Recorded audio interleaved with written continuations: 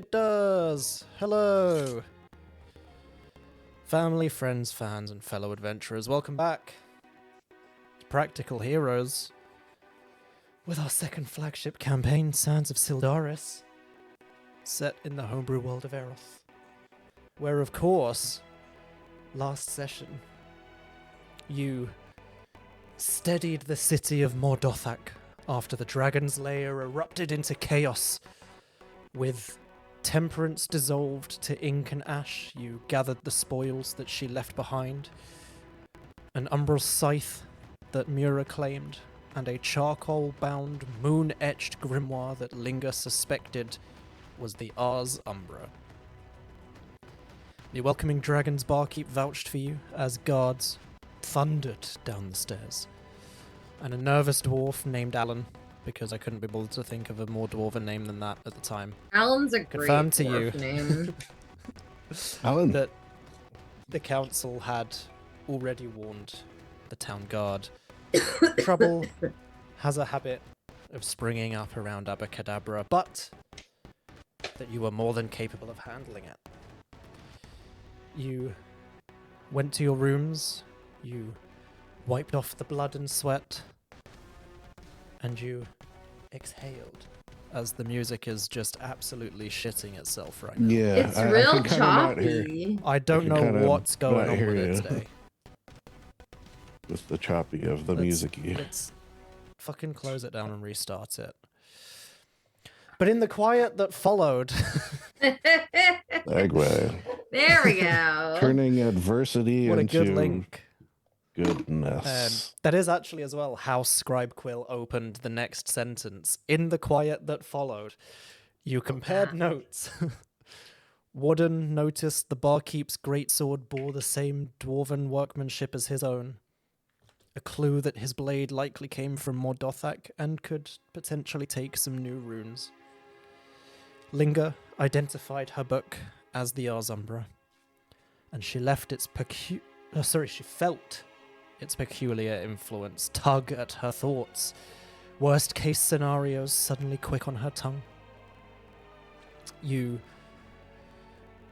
regrouped in the same room, and as you did, your room service arrived in the form of Ervir, the green-skinned tiefling agent of the Runestone Forge, in disguise of a waiter, grinning behind a silver cloche.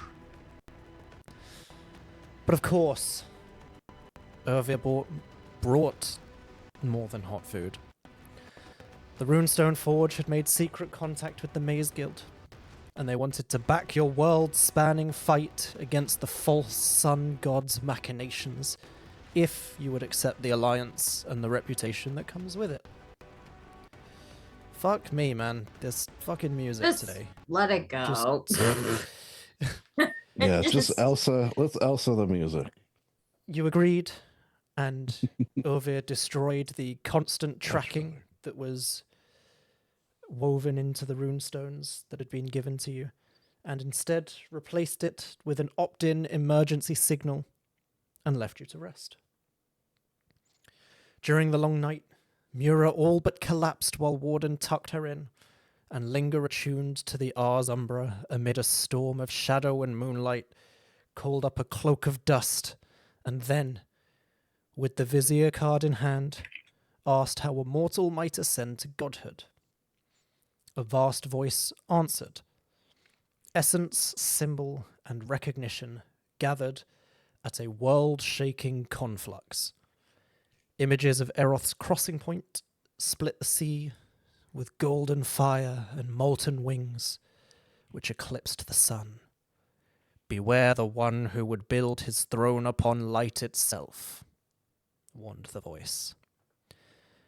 Come morning, you planned your next move. You needed power to recharge the Tower of Power, of course, and reach Doblis, where Kay to Bush and her trail Oh, okay. and rumors of the sun god's I followers thought you awaited. froze. Like, No, it's Kay. I knew it was Wait happening. for it. To To Bush. yeah.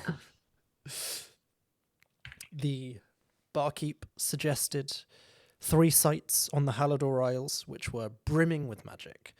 Shades Peak, the Tower of Eternity, and the Circle. Shades Peak had rumors that promised dragons and curses. The Tower of Eternity had never yielded an entrance, and the Circle held standing stones used for ancient rites.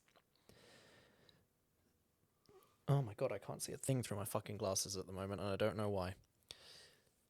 Uh-oh. The council's coffer arrived with 4,000 gold. And as you left the tavern, debating what to do with your gold, and headed towards the market, you once more found yourself faced with Balabilon and his bizarre bazaar. And he tempted you with wares as you set your sights on the Tower of Eternity and the secrets waiting behind its perfect silent walls. So, And I bought a folding boat. yes, Chester bought a folding boat. And Chester bought I a folding heard boat. that rumor. And I think we left off like partway through. You hadn't finished with Balabilon. So if there's any other stuff people wanted that people said they were going to look at between last session and this session, and I'm sure you will totally have. I remember I was done, but obviously if anyone else... I didn't. Let's be real. I didn't do it. you didn't do your homework. No. How dare Sorry. Sorry. Balabilon But smites Mira with righteous fury. no. How dare you not spend money at my store, he says as he strangles her. But here's the thing. Here's the stuff about that. Here's the stuff with things about that. Yeah, Mira would Mira's not looking for anything. Mira has more things than she wants. So She can sell stuff. He does take trades, take sales. Selling things. Here's the thing about Mira. I'm gonna be really real with you. She's a Here's hoarder. the thing. I kind of think she's a hoarder. I kind of do. Just have the tendencies, yeah. I think I think she is. I'm sorry. So no, I don't think she's gonna sell anything. I think at best she would trade something. But Mira is looking to buy things. She has money in her pocket and it's burning a hole. And it's not just because I want to buy things to fill the hole in my life right now. Yeah, thank you.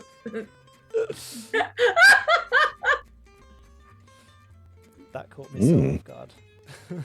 I like that. I was like, ah. Well, I think I'm gonna grab 2 5th level spell scrolls, but I don't know which ones at this moment because I totally forgot about this. You can absolutely just buy and write down 2 5th level spell scrolls, and then Okay. between sessions, just pick your spells. Yeah, I did have long as you the don't do- spreadsheet prepped for this. I just forgot Yeah. to pick what spells. So That's all right. As long as you just don't do what one of my friends tried to do one time, where I gave him the same offer, and then we got into like a boss fight, and he went, well, I have this spell scroll that I didn't pick what spell it is, and one of us Does just that have- died, so can I now say it's Revivify? No. And I was like, if that had been the agreement before, yes, but the agreement was you will do this between sessions, not when you most need it. Yeah. I think I that's have kind of sneaky. That's sneaky deaky. I have another. I have some other spell scrolls that between sessions at some point I need to be like, hey, can this be this and this? But they're lower level, so it's not like a big deal. I would be fine. Like, I know Lindsay's not a fan of shopping. So, taking up the whole session for no reason. Right. Yeah. For a little bit of shopping, I have no problem with. But Yeah, if we're I gonna was spend 3 hours looking at rope, I take umbrage. How many different kinds of rope was it? Or was it just regular rope? Was it just like, I don't fucking like know. fucking 50, like 500 different 50 feet of hempen rope? And it's like one of those things where you I gotta touch all of it. Get the Also, feeling your hair Lindsay looks probably so great. Your hair looks amazing, Lindsay. I don't Oh, know thank you. why. It looks so good today. Well, I They started would using do a too. clarifying shampoo Yes, to take out the thank last you. of the henna, so the silver is Oh. shinier. It looks So it's- great. I Thank love you. that. Anyway, Mitch, you too. Thank you. It desperately needs to be washed. It's fine. I feel like anyway. I can't No, I remember want if I to- did previously or not, so I have now added the I think a Discerning while ago Merchant's you did. price guide to your Yeah. journal. Oh, I had already done it before. A long time ago, though. It's nice to have a re-up. February yeah, if you 1st, guys want a hand wave- 2025 was the last time. I'm fine with the I'm- hand waving. I don't think Mira needs anything that she can't. You know, Mm-hmm. I got too many things that I gotta attune to anyway. What do you mean I can't buy the scroll of Trask summoning?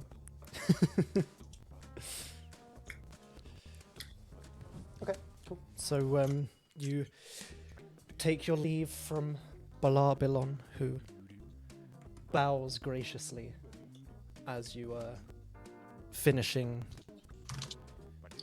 Bye. transacting. Bye, Shall we blah, say. balloon. It was good to see you. You look really It great. is Always a for- pleasure to see all of you.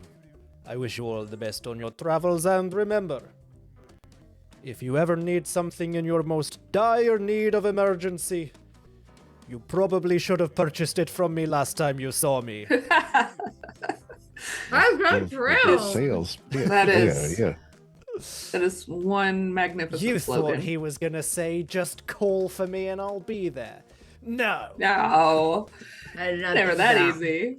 Yeah, unrealistic. Although I guess it kind of would work, because he is a genie. And he does sort of pop around. But, like- yeah. What if we said his name 3 times? Balar, Balam, Then Balar, he Balam. emerges from a mirror and kills you. Oh, Yeah. And then sells Bloody you Mary, to the next person. and That's man. spell components, I guess. You just need to click your heels 3 times and say bizarre, bizarre 10 times in a row as quickly as you can. And then you are magically transported to the bizarre, bizarre. That's how it works. But if he is mid-flight, sucks to be you.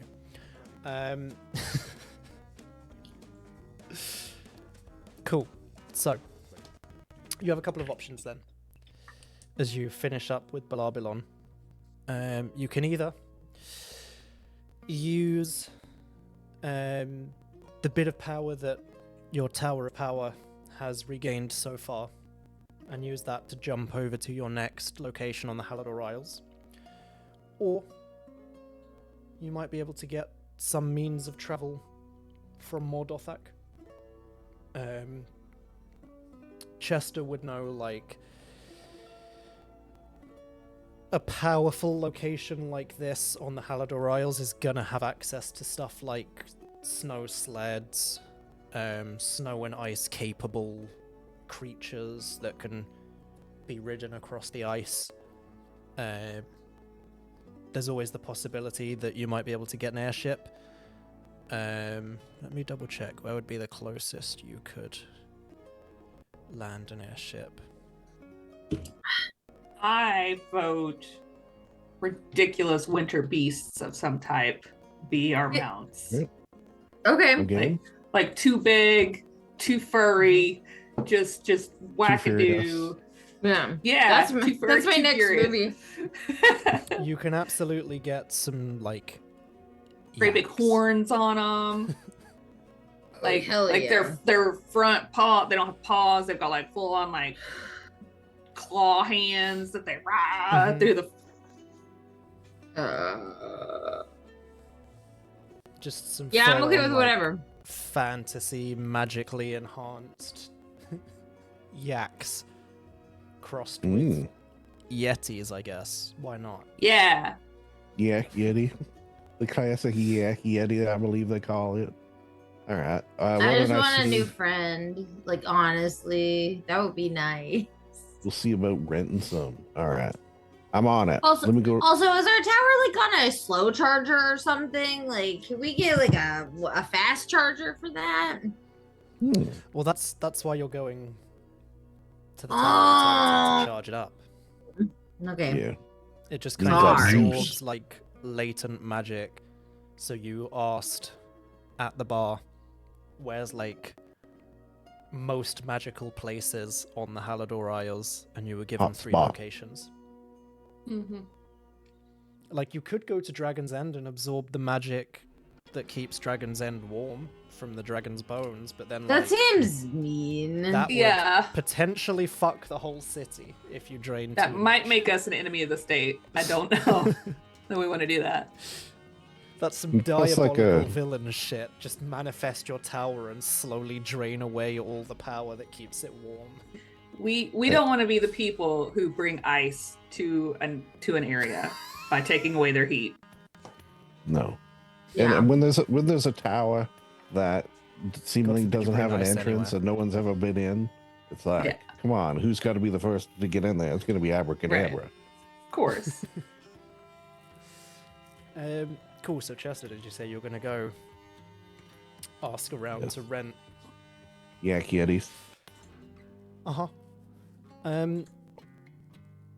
You'd be able to fairly easily, on the same level you're on now, the proper, kind of closer towards the entrance. There is basically, technically only like one entrance / exit in and out of Mor Dothak, otherwise it's not a particularly good fortress. Closer to the exit, there are like stables and stuff for people who have obviously traveled here. You can absolutely hire from there. And they would just basically listen to what Chester has to say, understand how long the journey to and from the tower is, and just give them to you for free on the condition that like they're back by the end of that time frame, or as close Alright. as, because they know you That's might fair. be waylaid. At this point, you get the sense like as you're like striding through the city, heads are turning, people are talking, and it's not like the usual, oh look, a bugbear in a suit pointing and talking. It's the like, oh, I think that's one of the people from ABBACADABRA. Yeah, the people that saved us like yesterday. Yeah, Word has that's spread. them, that's them. They were in the fighting pits. Yeah. Like it's a whole thing, and people very clearly recognize you.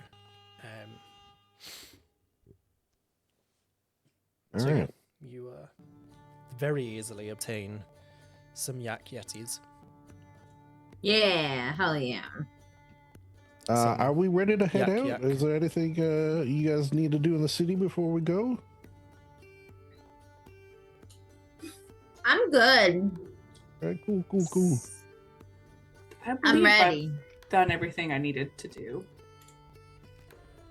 Okay, so I got it. Is Warden gonna come with and sort of be in sentry mode, or is he gonna stay in town? You look over at Warden, and very clearly, obviously reversed because it's for him to see, but in the docent you can see like updates in progress. Please do not turn off the machine. Um, Oh, That makes sense. Uh-oh. We're almost Man, there, d- 100%, and it's just spinning. Ooh, Uh-oh. scary system when that happens. updates when you're in the middle of work. I mean, Always. ugh. I basically said to him, like, if there was anything he wants to do and he wants Warden to stay behind, then let me know. He has not currently, so he will come with you. And if there was anything he That's- wanted Warden to do, then we will say it happened, like, during the Balabilon stuff and while Chester was sourcing transport.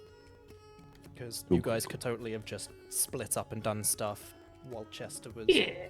heading off to secure transport. All right. He's Well, I in got us silent these. running. I got us these yetis. I already put Warden up on his. Gonna have to sort of lead him a little bit. Let You me just introduce you to Strap these creatures that I have named because I didn't have names, and that's kind of not very nice. This one right here name is Mo. This one is Larry. This is Curly, and this one over here is Shemp. So take your pick. Which one do you want since you named them? Oh, jeez. Which one's your? I think you should pick first. I think I'm sort of a curly man myself, but don't sleep on Shemp and Larry. Jeez, it's a really tough call, isn't it? You know what? Let me take Larry. Larry. Okay. How about you?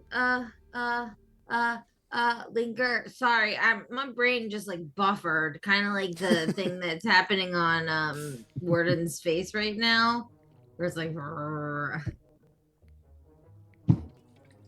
Do you have a preference, Linger? I will What would Linger's favorite Three Stooge be? Is a question I didn't think was going to come up today, but here we are. I almost had the perfect picture for this, and then Pinterest did something, and now it's gone. What the fuck, Pinterest? Like I was mid clicking on it when you said my name. No. That's just the timing of what. I did it. It's my fault. No, I'm joking. It's funnier that way to me. I mean it in a funny way. It's not. It wasn't exactly this one, but it's close, I guess. The other one was better, but I'll take Mo. Mo. Oh wow! Now in my frustration, that's all I can remember at the moment. Is it because he's emo? And so are you. I'm gonna take Curly. Oh wow, that's a cool looking thing. Yeah, but the other one was better. Yeah. Wait, you're taking Curly or you're taking Mo? Uh-oh.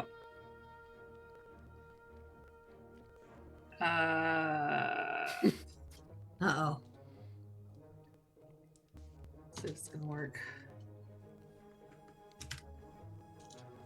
She doesn't know. Looks like it's gonna be Mo. Okay. I think Curly is kind of a warden. I'm getting the vibe. So I'll take Shep. All right. Shemp's good as well. They're all good, to be fair. I think so too. I think it's just like a matter of preference. You know what I mean? Yeah. Like vibes. It's definitely vibes for each. It's vibes, yeah. I mean, honestly, I kind of think that Curly is kind of my vibe, but like it's okay. I like a Shemp. So Shemp's cool. You're cool, Shemp. Just kind of like look up the Shemp. Sneezes. I just think Shemp's like just got the part right down the middle. Get that part. Yeah. Here, this one might be better. Come on, computer. It's like very, very like right down the middle and like very wet. It's mirror very wet. Now I feel like, thank you. Thanks, Baywood. I think I'm gonna watch some Three Stooges later and bring me some joy. I find that anything that can make me laugh right now is the best shit ever. So I think Three Stooges will do it. Mm-hmm. Trying to find a curly haired ice monster, but so you all yeah. Okay, so the newer picture is more what I was picturing than the other one. All right. Regardless, we're off to see the tower. Have a couple of options. There is like the main road. Following that is going to be a very long journey. It does take you past Shade's Peak, but it will take you it takes you to Ripstein, then it takes you to Dragon's End, then you go from Dragon's End to Through Pass to Icewater Refuge to Frostreach, and then the Tower of Eternity is just off the main road, like halfway when you leave Frostreach. You can go off-road. You can kind of plan your off-road journey as well, so that like you do get to kind of pit stops in Barkenor and Dire Frost, and it takes you around the other side of the Frost Peak Mountain to the Tower of Eternity. So it's up to you guys. Obviously, Let me. off-roading is a little bit faster because you're not going round to then come Yeah, that's back quite on a yourself. out of the way. Also, there's this like big area here. Oh, I guess I could actually pick it. Hey, thank you. Jared. This Yeah. area here where there's seemingly nothing, which is always sort of weird when you see on a map. There's nothing there, really? That's pretty weird. So if we go there, maybe we can discover things and name them after ourselves. Maybe. Potentially. Feel like The map I is- had some kind of spell that like let us travel by ley lines or something. So let me. Ooh. Didn't we do that once? Ooh. I feel like You it have- was I a think You have thing. like a shadow path thing or something. I You know made what like a you're bridge. talking about. No, this You was do a have- while ago because You we. do have something that I think it like speeds up travel or something. Yeah, I know there was something. I know I have the bridge, but there was something before that too. There definitely was. I do not recall that. Not to say that it didn't happen, I just don't recall it. I just gotta remember what it was. Can you control F on Shard? No. Yes, I believe so. Doesn't do anything for me. Does it not? Mitch, I gotta be real. This music is fucking killing me. For some reason today Is it with choppy the again? yeah. Fuck's sake. I'm sorry. Sounds I fun don't to know me at why, the but moment. for some normally I'm okay with it. Like normally I could deal with like the Oh, How different. does it? How does it sound now? Because it sounds fine to me. it's okay. It's detuning a little bit, but that's normal. So that's fine. Okay. If it starts Um, getting choppy again, let me know. Well, I'm sorry. I know I'm like I feel like I'm really auditorily sensitive right now for some It's all reason. Control F works if you're not clicked on the map, but if you're clicked in your stuff, it does work. Sort of interesting. And I typed in travel and a bunch of stuff came up, but not. Yeah, weird. Well, nothing's jumping out at me in the spells, but I know there was. Maybe it. There is, when I do like travel segments, I do have rolling for like natural and magical phenomena that can happen while you're traveling. And I know And one of speed. them is like you can find, I can't remember what they call them, and it's from Tasha's Cauldron of Everything, but you basically can find like a slipstream almost, and I if think you we take had that route, happen. it cuts like a day off your travel. I think Maybe that's we what it did. was. Yeah, I think we did that once and that happened. It was in that Yeah. forest. You All right. definitely had that before for sure. But I Well, let's also just- swear that Lindsay had a spell that did something similar. Yeah, well, we can start traveling, mundane style, for now, and then if I find it, then I find it. If not, you know, Syldaris is always moving stuff around in this book. It's becoming an issue. That seems troublesome. But we Mhm. just we have different views on organization. So it's not just automatically alphabetical. There's other things at play. Mm-hmm. There are. Interesting. He likes alphabetical. I like by school power level of output, and then which. Yeah, I have a Yeah, whole I- matrix, and it's very. I would have mine by like how cool they are. Mhm. That does make Um, sense. Yarmic makes no comment for organization is not her speciality. We don't have spellbooks either, so Actually, she does. She's she's the Book of Shadows warlord. Oh. But you've never seen it. She ain't I never was gonna touched. say, must not be broken up very often. Mm-mm. Nope. No, it's her coloring book. Yeah. Yeah. We just don't know that that's what but it's actually a spell book. That's interesting. So, are you guys Travel main roading or begins. off-roading? Off-roading. Cool. Not a problem. So you start off your journey. And that's it, you die. Good game, Yay! All right, Enjoyed the good campaign. game, guys. Yeah, that makes sense. everyone. Dangerous out there.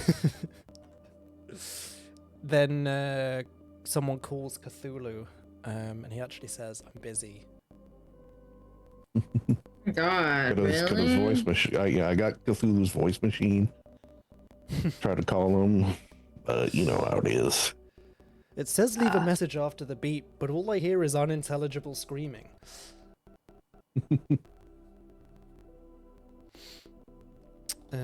Right. Dungeon Master's Tools. Here we go.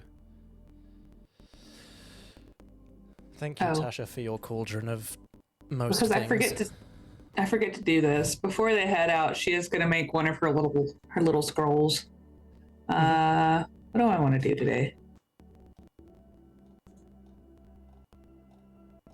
Yeah, we'll just make a little scroll of chromatic orb. Why not? That's fun. Oh, that's There fun. we go.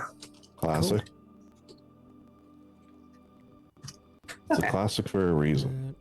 And she just tucks it in her bracer, so she's got like these little mini scrolls, kind of lining the inside of her bracer. She can just pluck them out. Because Lindsay forgets so often, she only has like five scrolls. Oh no, sorry, that's wrong. 7 scrolls. Big difference there. 5, 6. Cool. Who would like to roll? I'm percentiles? ready. Percentiles. I'm ready. I'm willing. I'm 64. 64. Cool. Who wants to roll a d6? I will roll a d6.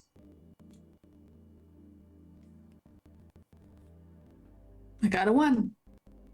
A 1. Ooh. I've never Is used this the one. loneliest number. One ancient white dragon. We say hi, and have you met our friend, the bronze guy?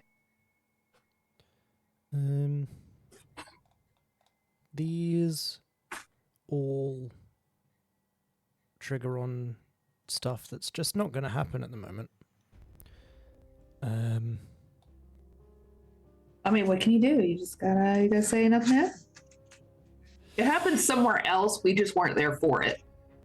Or I could just get you to roll the percentiles anyway and say it triggers now because you enter the region. Because some of these effects are pretty fun. So seeing as you've I not like fun rolled anything effects. yet, hey Steph, do you want to roll a percentile? Yeah. Yeah. As you guys enter a supernatural region. 44. 44. Oh, that's fun. Oh, That's really fun. For us or for you? Right, I'm gonna roll a d6. oh I'm gonna no. go clockwise That's kind of from scary. the screen, starting with Warden. Well, not starting with Warden, actually, starting with Linger, because the whole reason for rolling a d6 is because I was going to split it, so it's 3. So we'll start with Linger and we'll go clockwise from Linger. So Linger's 1 to 2, Chester is 3 to 4, Mura is 5 to 6. You can't hurt Warden if he's not here. That's why I said we're going to skip Warden. But I also didn't say it's going to hurt anyone. I just said it was going to be fun. That's a 4. So That's a me. that's a Chester. So as you guys That's a are me, setting Mario. off on this first leg of your journey, you get about halfway through the day of travel, and yes, it's fairly large on the map, but like for you guys, this is insane. As you start down this trail, Chester's probably already warned you fairly early on that like parts of the Halidore Isles are cracking and falling away Hmm. due to the War of the Gods. And you That's do what these come holes across are? this All these chasm. enormous chasm, which Chester would probably actually, given that his parents are cartographers, I imagine he'd be aware of and probably use it as a bit of like a distance marker for how close you guys are getting to Barkenor. And you see like the beginning of this enormous chasm. It's not quite to the extent of like the crossing point where it falls away infinitely, but it's deep enough that it just disappears off into darkness. And as you guys are kind of like cresting around this chasm on the safe side, with a 44, Chester, you begin to hear what almost seems like refrains of celestial choirs. Because with a 44, one character in the region hears whispers from celestial beings or refrains of celestial choirs. The character can ask these voices one question as if using the commune spell. So for potentially Jeez. Maywood, but definitely for the audience, the commune spell, when it loads, It's a long you one. I think. contact your deity or a divine proxy and ask up to 3 questions. So in this instance, you can ask 1. It can be answered with it. So it's 1 question that can be answered with a yes or a no. So it has to be a yes or a no question. You will receive a correct answer for each question. Divine beings aren't necessarily omniscient, so you might receive unclear as an answer. If a question pertains to... Oh, you might receive unclear if a question pertains to information that lies beyond their knowledge. In a case where a one-word answer could be misleading or contrary to their interests, the DM might offer a short phrase as an answer instead. Okay, I have a thought as he hears this, sort of with regards to the mission that we're currently on. See, oh, great and powerful voices that I'm hearing in my head. Can you all hear that? Just hear Is it just poker me? face drifting in the wind. Pa, pa, pa. I don't know what you're talking about. All right, well, I'm just hearing voices of a celestial nature, and it sort of imbued me with the knowledge that I'm allowed to ask them one question, so I'm going to do so. And I'm going to do so in song. Me, the player, is not going to sing, but Chester will sing. Oh, celestial beings, do we have with us currently the ability to enter the Tower of Eternity? Ooh. That's a This is good what I spent one. That is all a good morning one. planning.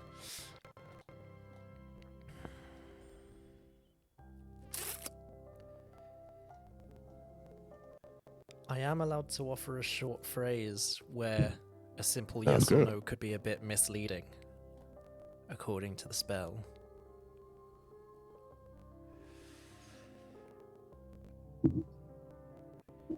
You would kind of hear back ethereally, kind of almost like joining in the chorus that Chester is singing. Like it's kind of singing the next line along with you. You possess the means for entry. All right, Okay. Well. that's good news. Well, that was pretty fucking clutch, eh? Yeah. I don't know. Now we know. We know we're at least a little ways there. Yeah. You know, there's a possibility that Yeah. you can get in. All I right. mean, if Well, nothing that's else, bolstering. you've got Linger with you, and she's got powerful magic. Reshape tower. Yeah, tower magic. Well, you know what? Warden has reshaped the tower too. Hey. Yeah, yes. Cool. Yeah. But yeah, you that. I just was not expecting that to just go so amazingly well for you. There are some really fun effects. I think kind of hearing what Chester is talking about when he's saying he's hearing these voices and he just has this innate sense that they might answer a question of his. I would say it probably flags up in Linger's mind. Probably read about this sort of thing. Just like supernatural phenomena that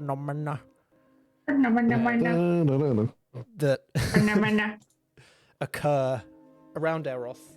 They're not necessarily common, but they're also not uncommon. You get the sense from what you know about them as well, probably becoming more common with the War of the Gods growing in intensity and with someone else trying to become a god. You are very keenly aware that, like, what is referred to as a supernatural region tends to manifest in places where, like, there is rampant high levels of magic, or like crazy things are going on, or times in existence where shit is going down. And with gods fighting and someone else trying to become a god, there's a lot of magic being thrown around right now, and it stands to reason that, like, these crazy supernatural effects would be springing up around the world. Why not give me Just an sort check, of, see if you can figure out the specific region? 'Cause Uh, there are, like, sort name of types. curiosity as well. Like, are these chasms like bottomless, or have people like been to the bottom to see what's there? So some will be. So the one that splits Frostreach, people don't know if it's bottomless or if people keep dying before they reach the bottom, but no one's really come back. Okay. Chester, being a bit shady as well, probably knows, like, there are ridges down the side of that chasm that splits Frostreach. There are, like, thieves guilds and shady shit along the walls of the chasm. Like, people hide there, so they're in the city, but they're not in the city. A lot of the chasms around the Halidore Isles are just deep and dangerous. They're not necessarily endless. This one certainly isn't bottomless, but, like, it's big enough that you can't see the bottom. Like, it just disappears into darkness. Cool. And it's big enough that if you were to drop something down, you definitely wouldn't hear it hit. But, like, if Chester's using this one as a marker for how close he is to Barkenor, I would reason that he potentially knows a little bit about it and knows that this one isn't. Like, people have been to the bottom of this one. Should bring one of those Delvin coins. They're cool. See, Balar, he told us. Should have. Yeah.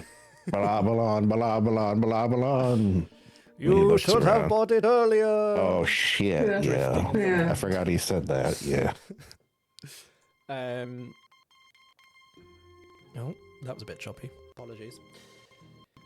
But yeah, no, Linger, if you want to give an Arcana check, or if anyone else wants to do Arcana, Nature, anything like that for the supernatural region. I wasn't sure if he said everyone or just Linger, but I did roll a 7, so it doesn't really matter. Like, everyone heard Chester say this, so everyone has the ability to make the check. Okay, I thought you were directing it at. Oh, Chester, fuck yeah, so I'll I make a didn't- check. Sorry. Arcana? Or Nature. Your choice. Or okay. Fuck me. Fucking music, man. Why don't we pause the music? I think it's best for everyone. Thank you. Goodness. That's a solid 4 for me. Yes, so with a 15, Linger. Yeah. I don't even get considered. This is what people generally tend to refer to as, whether it's a whole region itself or whether it's just like a brief phenomenon. this is referred to as an area of blessed radiance. Blessed It is like the grace of divine power is like just gently touching this region. Just a gentle cupping. Okay. That's weird. Don't love that. Phrasing. Yeah, it's just like there is like just that brief interaction almost.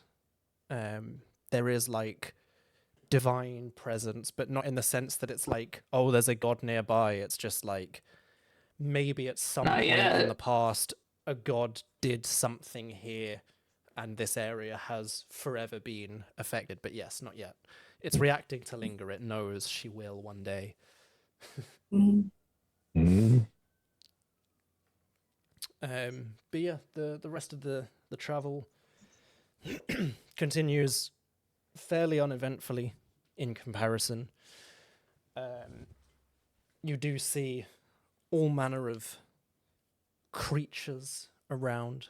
You see some dragons passing overhead. You do see a large brass dragon flying in the direction of Shade's Peak. And kind of like just kind of heading towards one of the nearby forests, you see like a pack of yetis. Whoa. Yetis. If there's more than one. But you do reach Barkenor within about a day or so of travel. It is a bit harder as well. You're not on the main road, so it's not quite as beaten down. But these yak yetis are built for the deep snow and the ice, and they are able to trudge through quite quickly. Barkenor itself is not huge. It's kind of like a settlement. It's a fairly small town. In fact, it's a village. And it's so small that when I click on my entry for How Barkenor, small is it? it says Barkenor, type village. And that's all the notes I have for Barkenor. Wow. All right. Well, so let's fill it out right now. Yeah, absolutely. Let me just double check if I zoom I think they have because I do pick specific stuff. a rich history of fur trade here. Oh yeah. But it's not like just killing animals for their fur. Like it's a cultural thing. So there's Yeah. Yes. They use all parts of the animal. There's a history In too. They do it a Barkenor- specific way. They only do certain times. They're very conscientious about which animals they do and don't take. And so it's like the They do, of course, finest have of fur. the apple bottom jeans and the boots. with the They fur. do. Mm. It's actually the mayor of the city is Mayor Applebottom. So Mayor Applebottom. And the deputy yes. mayor is like boots with the fur. It's Khajiit. He Yeah. I only think that's wears Khajiit furry name if I've boots. ever heard one. yeah, truly. yeah. He just always wears Uggs all day, every day. Mhm. But yeah, it is mostly a human settlement. I do pick specific designs when I drop these location markers down, just in case Yeah. I ever come to these mid-session and I need to make them up on the fly. It is like a human-focused settlement. Like with a lot of the Halidore Isles, it's still culturally and racially fairly mixed. You'd be hard-pressed to find a place on the Halidore Isles apart from the elven town of Shansara that is like overwhelming majority of one particular race. And Edgecrop, of course, which is a lot of halflings, but it's not like an overwhelming majority. It's just they established Edgecrop, so it is a halfling location. But yeah, it's just kind of like a quaint little village. It is still linked to roads, so you have off-roaded to get here. There is a main road leading from Barkenor to Through Pass, which is of course named Through Pass because all of the major roads cross and intersect through Pass. That's the name. But there are like smaller roads leading from Barkenor that go to Dire Frost, and then subsequently from Dire Frost to Shansara. So you are actually kind of almost able to get back on the road when you leave Barkenor. But they're pretty welcoming. It's pretty simple buildings. I think it's pretty similar to the kind of vibe Chester's used to be perfectly honest. It's just like classic Halidore Isles style. It is simple, it is effective, it is built to keep the cold out, the heat in, and people can make it pretty if they want, but it's like functional design to the buildings. You don't, for a somewhat refreshing change, get too many like points and looks as you enter. People don't actually seem to care that you guys are like tiefling, tiny person, metal man, bugbear. A bunch of weirdos. Tiny person. That's my only Mira gets smaller descriptor. every time. Tiny person. Yeah, With antlers. with antlers. There we go. But yeah, like it's just kind of like it's the small, quaint, welcoming atmosphere in a way. And this is I want to live arriving at here. this is arriving at a time where it would make sense to stay for the night, I'm guessing. Yes, yes. So it's taken you the better part of the majority of a day to even get here in the first place. There are posts to hitch up the yak yetis. And in fact, that's most of the looks that you guys are getting is more like, oh, cool, look, these guys have got yak yetis. We don't see those very often. We fancy. We Yeah. so fancy. How did Hella it so fancy. Like, they're See? pretty hardcore. They are to look at, yeah. And they probably also like all the bridling and the saddling as well is like proper garish dwarven Mor Dothak regalia. So people are like, oh, they got them from Mor Dothak. Fucking hell. Like it's fancy. We're fancy as fuck. Rip has absolutely covered the top of Mo with little bundles of its hair tied up in bows that he's gotten Perfect. from Mira. Oh So yeah. but it's only on the top because he can't climb down and stuff while the thing is like loping through the snowbank. So it's just like Who just get left behind in the snow. yeah. Little rip-shaped imprint like a cartoon. They'll start a new life under the snow. Linger comes back 30 years from now and he's just, Mother, I am a snow person now. I am a snow person. These are my people, and there's just a whole tribe. Oh, Somehow. son. But yeah, no, it's a fairly quaint little village. Very much like one tavern that's like the main tavern in rest spot. Pretty easy for you guys to head on over. All right. We head. We do that. I have a thing somewhere. Loading Me too. thing. Here is thing.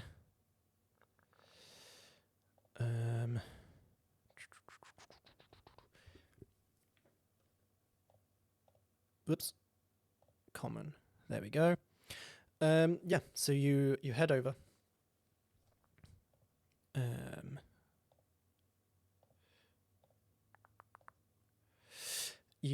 So it's got like a single kind of swinging sign in the fucking bitter Halidore Isles wind. A lot of locations around here have walls to help kind of like break the wind a bit. Barkenor is just open to the elements, so it's pretty rough here at the moment. But you make your way to the Wench and Goblet is the name of the inn. It's this like single-story stone-walled building. It's got a smooth stone floor. It looks actually fairly recently built from the looks of it, and you can see like kind of around it there's like remains of old foundations that look like it was burnt down recently. But you head inside, and there is just kind of like a young female elf behind the bar, currently in the middle of passing a mug of something to a tabaxi. Greetings. I'm Everyone looking kind to of, like, acquire a room. Looks around. Bard stops playing in the corner. The music just like yeah, exactly. The innkeeper just, greetings. Yes, hello.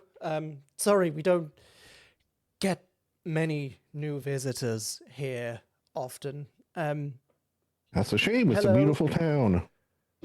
It is. Thank you. Welcome. Welcome to the Wench and Goblet. I'm Imratel.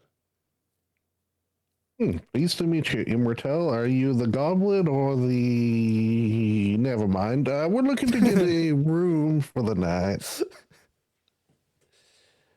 Yes, certainly. A room for the night is 2 silver pieces. All right. Here's a gold piece. And please... Her eyes are just like bulging out of her head, and she, yes, of course. Let me get your change for you. No need for change. Please.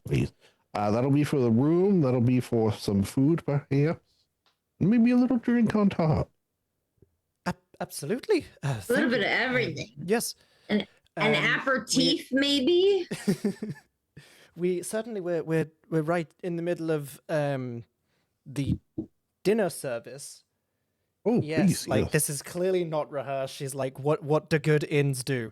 I've been to other bigger inns before. What do they say? What do they have? And she, yes, we've got a few things ready to go for the evening. We've got the potage with a mug of cider, or the boiled eggs, dried peas, and a tankard of stout. Walnut bread with cheese and a mug of beer. Salted goose, wheat biscuits with a tankard of cider. Boiled eggs and curd cheese with a tankard of cider. Or actually a special for the week. We actually had some visitors recently from Throughpass who did some trade with us, and we are delighted to offer some salted partridge with spelt biscuits and a tankard of beer. Oh, that actually sounds so good. Yeah. It all sounds the, delicious. The goose and the partridge are not overly common for Barkenor, but it's been a good trade month for us. So is that 4 of the partridge? Oh yeah. Oh well, no, just 3, I think, because this one is in the middle of. He's not hungry. She points to Warden. Yeah. It says, something went wrong. Restarting update. Oh no! Please do not That's turn great. off computer.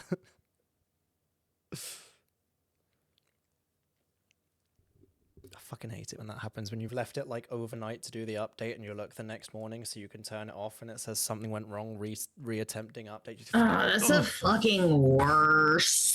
and it's got like the dialogue box saying something went wrong, press OK to restart, and you're like, I was asleep the whole time, it could have restarted. Why does it not restart itself? And now you're like, great, did it just like burn into my fucking screen? Like, fantastic. Awesome. So 3 then. Yeah, I'll have 3. What do you guys want? Oh, I'll have 1. 1 would be Okay, good. 1. So yeah, That'll be 4. 4. Sure, yes, I will split 1 with Rip. Sounds delightful. All So right. 5, it turns out. 5. Great. 5 it'll be. And you see she's like counting on her fingers. Yes, the gold will certainly cover it. It's 12 copper pieces a piece, so it's yes. Oh, okay. Well, if you need any more, all you have to do is ask. Yeah, Right. we can definitely pay for it. Wow. Okay. Right. And yes. perhaps I could join your band as well. Stupid. Why did I say Play a little ditty. Yes. Perhaps absolutely speak to Syldaris over there. It's just like single dwarf sat in the corner by herself with like a handful of instruments around her. At the moment, she was like in the middle of strumming a lyre. And you see, as I've already forgotten her name, Imratel hurries off to the kitchen to put your order in. And you can just see this dwarven bard just kind of sat in the corner, has been like squinting at you guys this entire time, sees everything going okay, and just starts slowly picking the tune back up again. She's got like very square face, kind of matted red hair, bright brown eyes, very expensive looking clothing, given how Barkenor looks in general. And of course, a very important note, she is colorblind, apparently. Oh.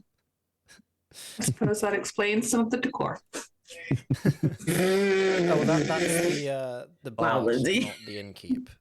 Oh. Okay. There I are don't hate it. It currently- just explains, some of the choices. That's all.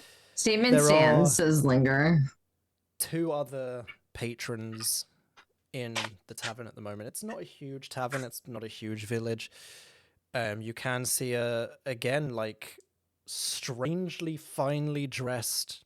There's a male elf sat at one of the tables, and you see he seems to be talking into like a stone in his hand. And then over at one of the other tables, just kind of like relaxing against his chair with a plate of half-eaten food, is a male halfling. So the elf is kind of like very willowy, thin red hair, grey eyes, very fine clothes and jewelry. And the halfling is tall for a halfling, actually. Blonde hair, very kind of soft hazel eyes. Very plain clothing, but a very like standing out silver holy symbol. The holy symbol itself will The sun? be- No, funnily enough. Good.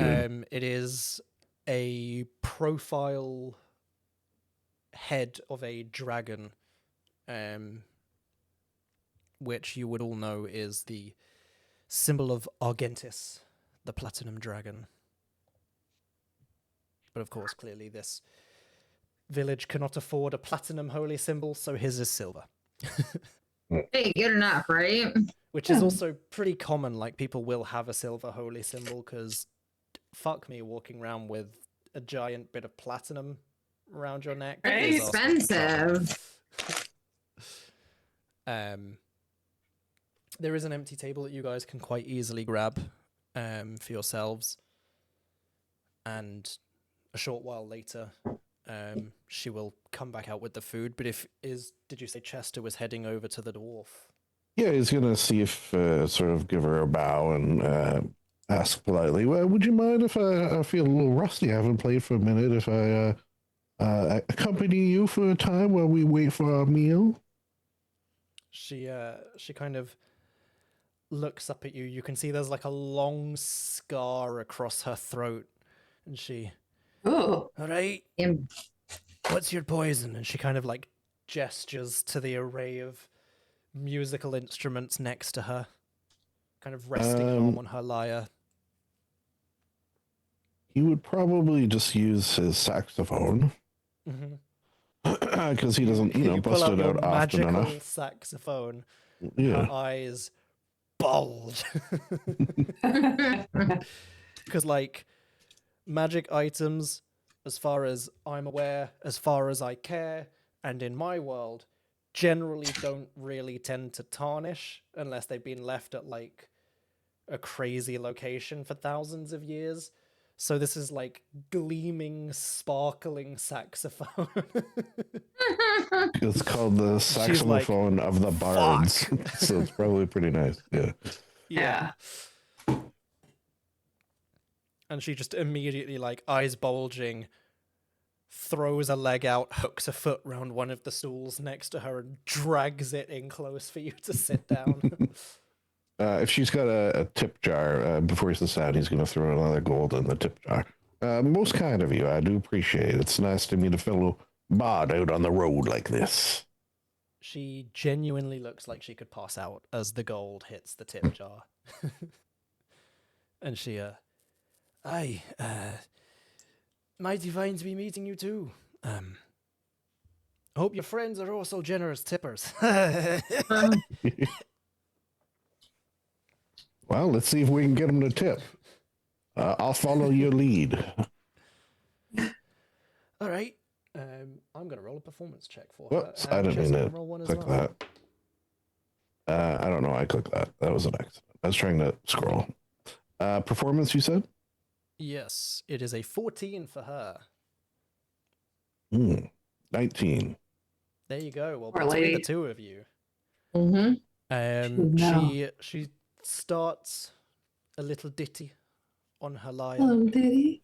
Is it about Jack and Diane? And you know this one, Chester.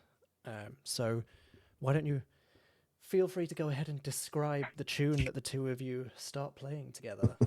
Let me, something I do whenever I'm role playing in video games for the librarian, whenever there's someone playing music and you can like ask them to play things, he always asks if they know the Dragonborn Comes because that's his favorite song. So somehow, some way in this land, they play the Dragonborn Comes, which is a funny name for a song. Beware, beware. The Dragonborn comes.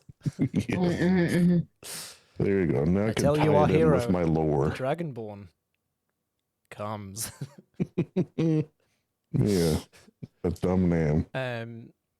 Cool. Yeah, so you guys watch as Chester strikes up this lively tune with the dwarf. You see she is like struggling a bit to keep up with Chester, but I imagine as well Chester's also like, when he sees her struggling every now and then, kind of holds back a bit to let her like Yeah, catch up. he so wanted it's to not let like her sort of Chester's lead. just This- stormed over and is just outshining everyone. No, yeah. He this is her realm here. He just wanted to, accompany her. Like let her the way shine I through. picture it with Chester is like he will let his skill be known, but like unless they're being a dick, he's not gonna outshine them. Yeah, exactly. Cool. Yeah, so it's good. It's real good. It's good shit. It's really good times. shit. You see like other people from outside are starting to enter the tavern, and like some of them immediately leave and then come back a short while later with more people like, hey, check this out.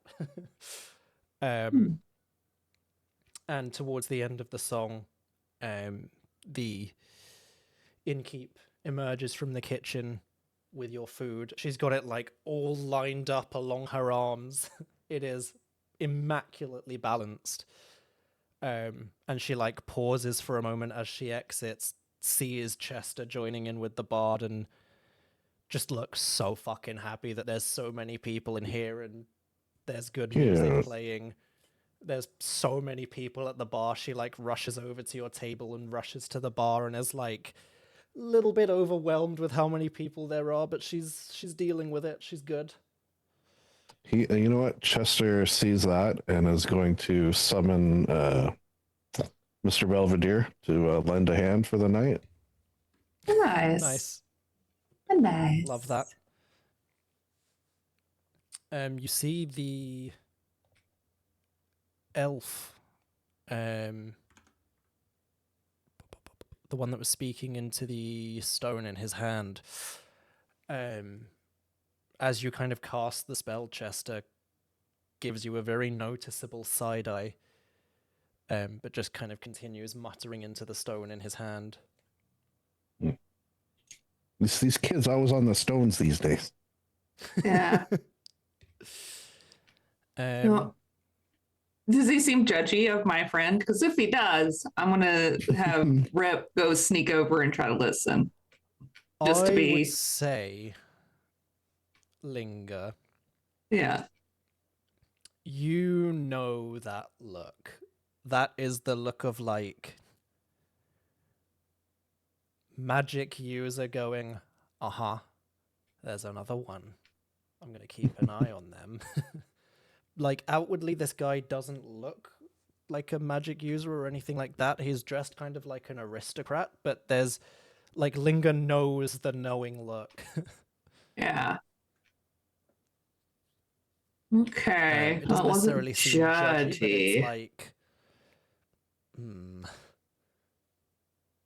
magic user clocking magic user. Then I was Linger's muted. just gonna watch him then, I guess. Since he's watching my friend, I will watch him The with game the recognizes game. same spends knowing look. Most of the time he spends kind of speaking into what is definitely a sending stone, the more you watch him. But he's got a sending stone that has repeat uses. Damn, we need to steal it. We need to steal it, and then we need to steal the other side. That's fancy. There is a moment where like he kind of pauses, puts the stone in his pocket, and looks a bit nervously looking around, sees Linger watching him, watching Chester, and just hurriedly kind of like looks down, finishes his food, stands up and starts heading towards the door. Mm-hmm.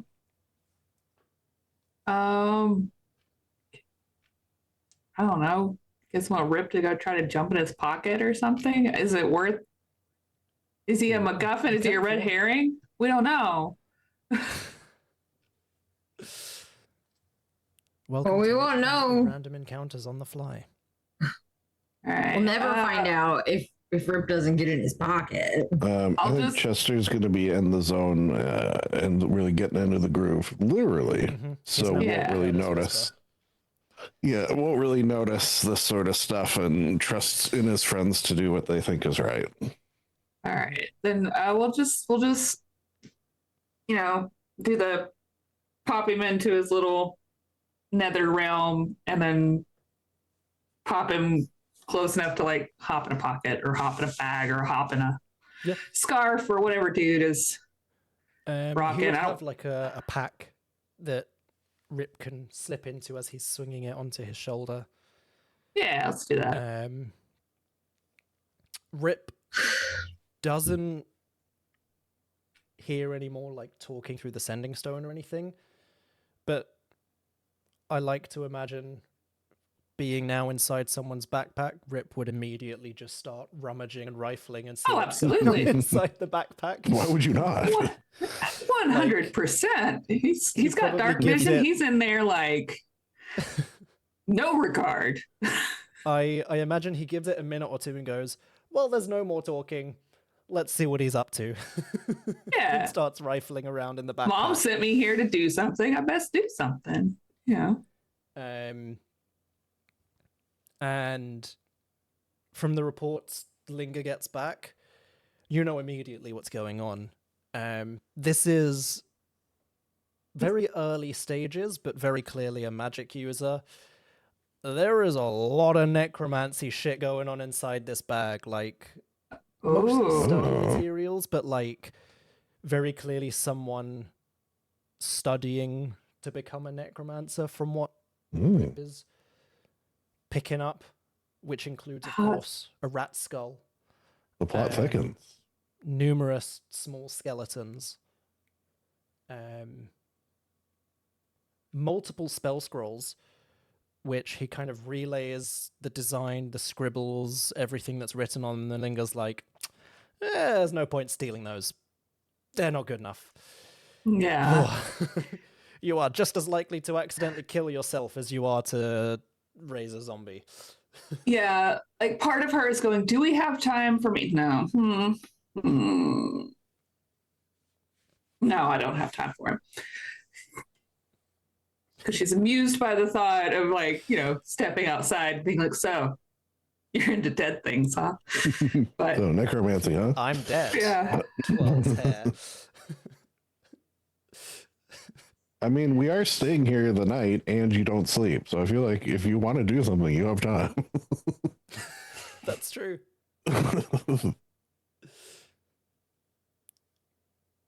Up to you, obviously. Okay. So this would be funny to me. It's when he gets to wherever he's going. Rip pops out of his backpack with one of the scrolls and like before dude can do anything, like unrolls it and then like starts pointing to all the things that are like miscalculated. Yes. And then wags his finger and then just jumps off the desk and starts running back to where Linger is. He just like scribbles in crayon that he's pulled out from nowhere on the desk, wrong, throws the scroll down and scurries away. No, he gets a C+. It's like the opposite of no notes. Some notes.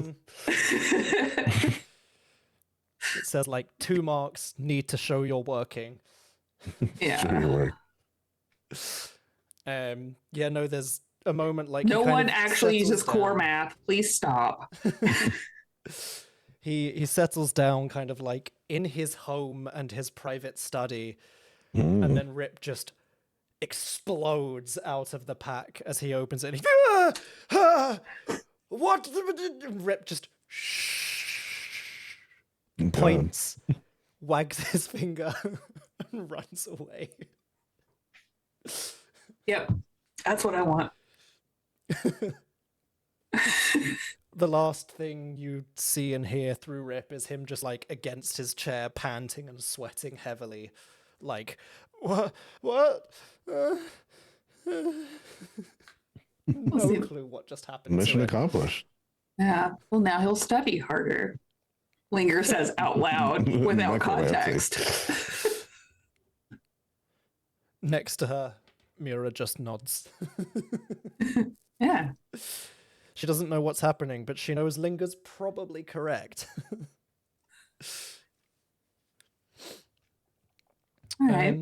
Cool. We applaud the rousing rendition of the Dragonborn arrives currently, and toss a few coins, gold coins. I don't know,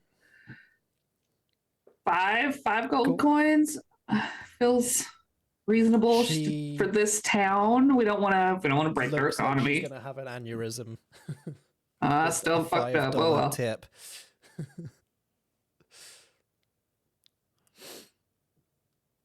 Like they see gold, but they don't necessarily see people throwing around this much in one go. Chest had already thrown around like 2 or 3 gold pieces at this point. 5 on top of that is pretty intense. What's $500 among friends? She just dropped 30,000 this morning. It's fine. But yeah, you throw out your tips. Everyone's cheering and applauding Chester and Thildra as she introduces herself to you, Chester, the female dwarf. And she, this is pretty helpful, actually. I'm saving up to see. You look well traveled. I'm sure you've probably seen and heard of Don't say it. Don't say it. that new band fronted by Kate Bush. Mm-hmm. Wanted to see her for years. I was devastated when Octarine Floyd broke up. But I hear she's got a new band now, so saving up I to have go also traveling heard and that. see them. Yeah. They're not great. I've seen them. Just, keep your expectations low. Very low. You see she kind of squints at you as if she's like having another look at you, Chester, and like doing calculations in her head, and she's like, hold on a second, brass player, bugbear, Actually, a white woodwind. suit, But, White suit. like all... Oh yeah, that's true. Yes? Is it the same woodwind or brass? because it's They have reeds, don't reed. they? You have to have a reed Yeah, to yeah, play they it. have a reed, so it's woodwind. Fair enough. Oh, I used to what play one. saxophone's a woodwind? Yeah, I used to I play one will, when I was in high Oh. school. As a trombone. Yeah. High school. Nice. I always just think saxophones are brass because shiny. But Because they yes, look you're like correct. it. Yeah. They Yeah. have reeds. But yeah, you see she's like doing all the calculations in her head, and she... Has anyone ever told you?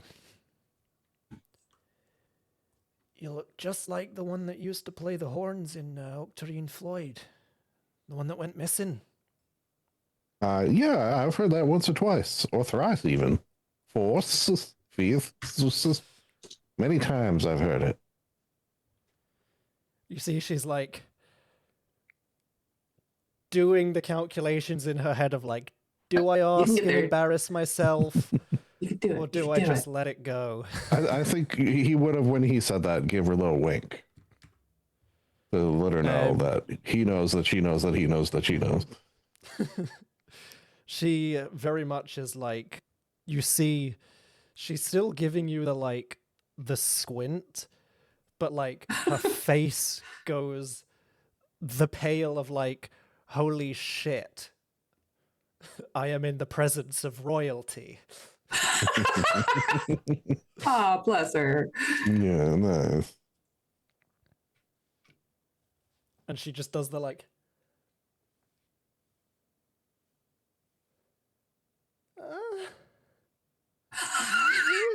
Make that sound again.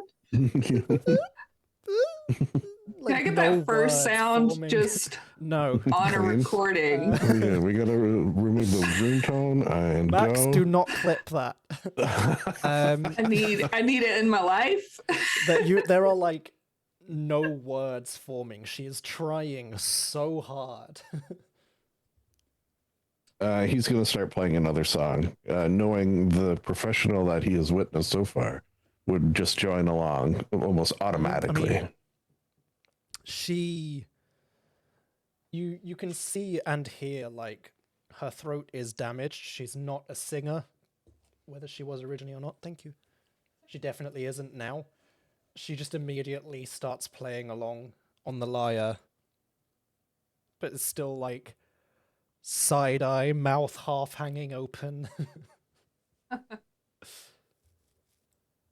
and blushing profusely.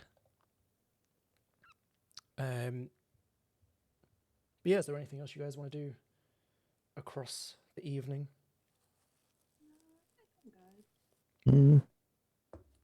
Absolutely slam ass with this dwarf. Yeah, I think because he doesn't get to do it very often, just sort of be a normal everyday bard, he'll just sort of spend the night kind of living there. Nice. Yeah. You get Bard stuff. a lot of compliments a lot of people attempting to tip Chester. Would you allow and accept the tips, or would you just No, I would divert funnel all the them tips to the too. jar? Yeah. Like if Like, they throw him his way, he would our shared tip jar, he would and then snap walk away them at the end before she can offer you the tips. out of the air with his mage hand and just sort of into her tip jar. Nice. So yeah, apart from that one elf who's currently curled up and crying in the corner of his room, everyone has a pretty cool evening. Is there anything Mura wants to do as you have just returned? Or are you just I think sitting and watching Chester just vibing hard and being a musician for once? Yeah, I think that's what she's doing, and she will also tip. She will give a gold piece because she watched Chester tip, and also she is deeply enjoying the music. So Cool. In that case, they play their final song, Harvest Dawn, from the Oblivion soundtrack, and everyone starts wrapping up for the night, heading home.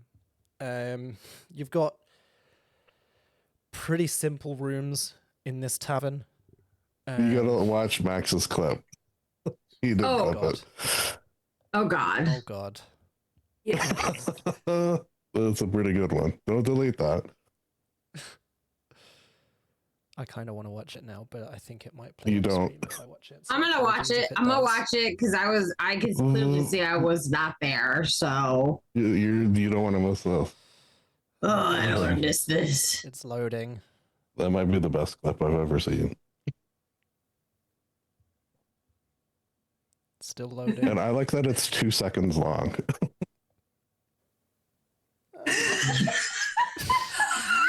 Think that sounds Sake. What was that noise? Why did you? Max, thank you. Why did you make that noise? What is the reason? It was the dwarf bard having the slow realization that Chester is the bugbear from Octarine Floyd, one of her favorite bands. Well, We don't need context. no, we just need that Fuck noise. I don't get paid enough for this We're shit. gonna have to make that a soundboard. Yeah, we're gonna make that I a like that. soundboard. So every time something happens, we're gonna have Mitch going. It's gonna be my new Discord joining sound instead of the fucking Honestly. Spider-Man 3. Do-do-do-do-do-do. It's just gonna be me going. It sounds like a clip. Honestly, it sounds like a clip from a porn. Like I'm not gonna lie. Anime porn. Oh Specifically. yeah, and anime porn specifically. I believe the kids call that hentai. Mm. Does hentai have to specifically have the tentacles in it, or is that just I any think that's just the meme. I think that's just the meme. Okay. See, I don't know these things. I hear from a friend it's Eddie. Okay. Lindsay It was says, Max, I don't Max. know what. Oh, that's funny for a Payback. lot of reasons. That's so funny. So- You all head to sleep, presumably, apart from Linger, who doesn't need to sleep. Is there anything you guys are doing during the night, or just sleeping and getting ready for the next day of travel? Yeah. I think that one. I'll do another little Weird. scroll as soon as my computer decides to let me get back to my spreadsheet. Excuse me. Yeah, I mean, Linger's got 8 hours while people are sleeping, and can't you scribe them faster as well because of order of scribes? Yeah, well, this is her specific little scribey thing she can do, where she can do a level 1 or a level 2 little scroll, and it upcasts to the next level. Hell yeah. Hell So I'll yeah. figure that out in a minute, I guess, since it's being a dick. Well, thank God it's not level 4 spell scrolls, because otherwise you could just start generating scrolls of like level 5 reshaped skeleton and handing them out to people. Mm. Yeah. That'd be actually. I mean, I can do that. You can It do just that in doesn't general, yes. It's just it not just this doesn't feature. scale up. Yeah. Mm-hmm. All right, cool. Now, Useless. There has been one night where she's been mid scroll scribing and going, should I scribe a scroll of reshaped skeleton for Mura, or is that a really bad idea? Should Mura have that power? Should anyone? Well, Linger should, Do of I? course. Mm. How else can she make sure that other people aren't misusing it? Oh, yeah, no, good point. Good point. Yeah, I think she's been pretty okay behaved since making friends. Yeah. Good time. Well, You know what? I don't remember if she has dark vision, so I'm just going to do a little scroll of dark vision just in case she needs it. I just don't remember. Well, as we have our long rest and wake up for the next morning, shall we take a quick break? Yes. Yeah, it's fun. Cool. We will see you back here in 10 minutes, and I'll see if I can fix the music. Yay.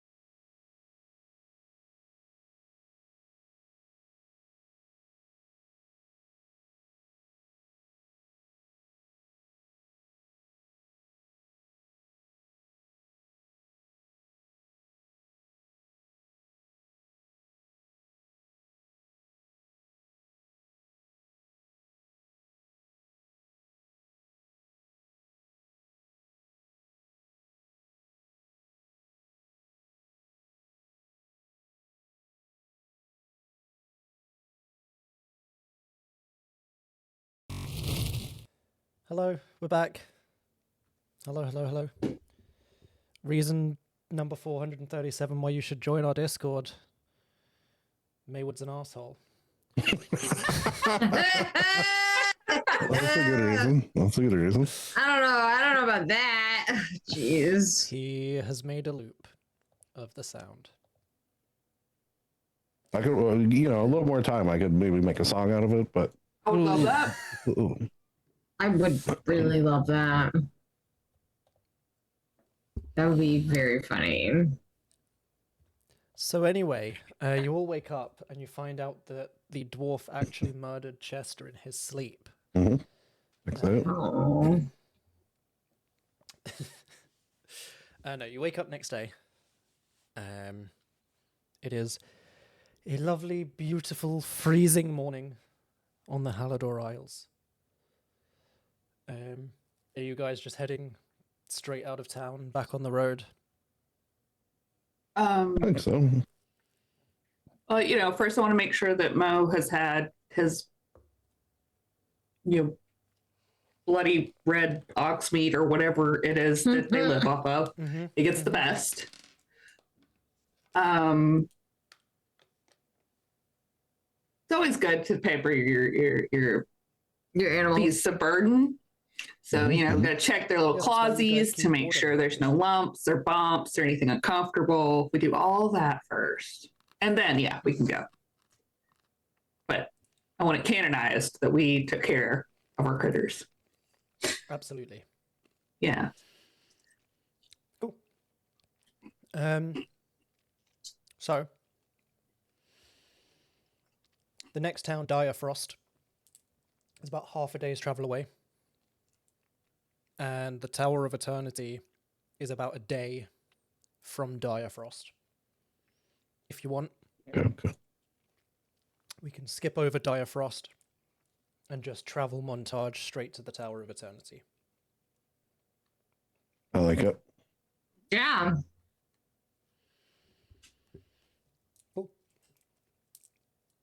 Mitch, how dramatic do we look riding on our yak yetis through the So big dramatic.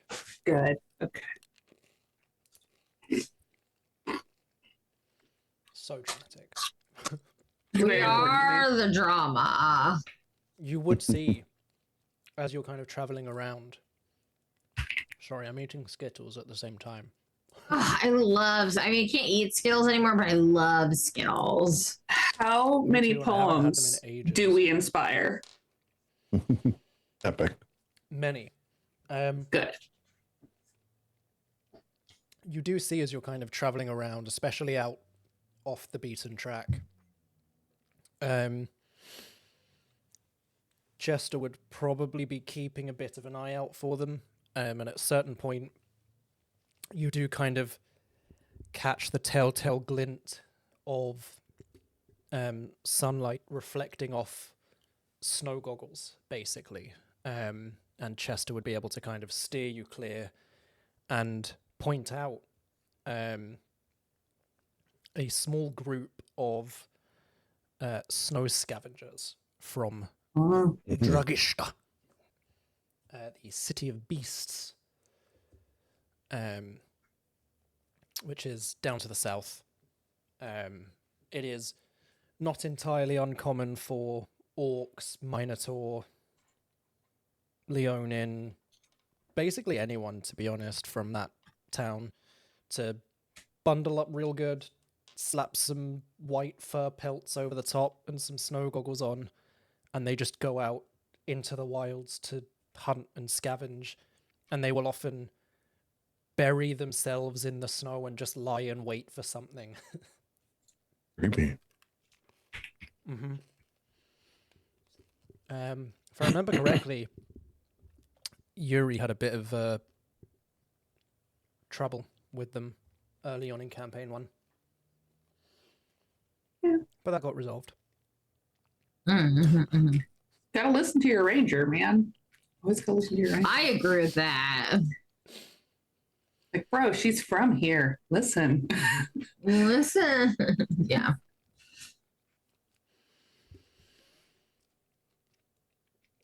Right. Yeah. I was really hoping the mhm. music would be working for today as you head towards the Tower of Eternity. So if you just imagine ethereal, godly music as you kind of start getting close to the tower. Yes, exactly. Okay, Like I won't do that. You know, I'm just me gonna add it making to the up. song. Okay. And as you I love it. as you guys approach, the wind dies first. We die. It's like Second. We one died moment. second. Yeah. One Oh my moment god. there's this like freezing Halidore Isles air clawing at your cloak and armor, and the next it's just like it's immediately cut, it's gone. And before you rises the Tower of Eternity. It is pale stone, untouched by age, untouched by ice, and it rises from the frozen ground like a thought that just refused to fade from existence. And from a distance, it seemed impossibly tall. And as you kind of stand before it now, it should be colossal. But it isn't. And yet, when you kind of lift your eyes to look up towards the tower stretches upward almost without limit. You see the upper reaches dissolve into this absence that feels intentional, but it's almost like the world itself, like you're in a video game and the world is just refusing to finish rendering the top of the tower. It just seems to Oh. not exist almost. You see there is no door, there is no windows, no seams in the stone, and as you draw near, faint runes ripple across the surface of the stone like ripples across very still water. But it's almost like the instant you try to read them, they vanish. You can feel like humming almost coming from the stone, but it's not like the hum of power. It's more like recognition, like there is something here that is listening, and it has been listening and waiting for a very long time. Mm. I hear it. What would you guys like to do? Yeah. Hmm. I choose you, Syldaris. You guys feel that? Hear that? Feel it? Hear I feel did. it? Ugh, freaky. What did you say? Sorry, Lindsay. Well, the tower that no one has been able to enter. I guess just walking around looking for a door is probably a dumb move, but Yeah. Let me just check in with my pocket wizard and see what he has to say about this. So flip her book open and Rip will do his usual where he runs across the pages to turn them to get to, whatever the very center of the book is, because I imagine that's where Syldaris can do his like little tiny hologram in the pages. Yeah. The Sorry to bother second you. you do this. Sorry to interrupt. No, go ahead. The second you do this, the minute you start like reaching out to bring that essence of Syldaris, you see immediately arcane sigils start to bloom across the stone. The second there is like a glint of Syldaris's power coming from the book. All right. interesting Well, it so appears we might have brought the owner of the keep home. Oh. So we can funnel a little bit of magic. We'll just do like 2 level 1 spell slots just to give him a little bit of cup of coffee, basically. Wake him up. And step So, towards like, the the tower apparition with of the his book face. open and And Yeah, you step towards it. As you do, the sigils kind of continue to bloom, and you see they are almost like they're being traced and drawn. As you get close enough now, as you're pumping more power into manifesting Syldaris, you see the sigils resolve into somewhat familiar diagrams. Definitely more so now that you've spent as much time as you have with Mura and kind of questioned her about certain things. You see diagrams of ley line intersections, but you also see kind of other aspects that you'd learned kind of from Syldaris, containment matrices and like stabilizing glyphs. As you kind of look at them, they are impossibly accurate, but at the I same love that. time, they Love are that for you. also incomplete. You see several of them stop just short of resolution, and you see others seem to just contain redundancies or like missing constraints.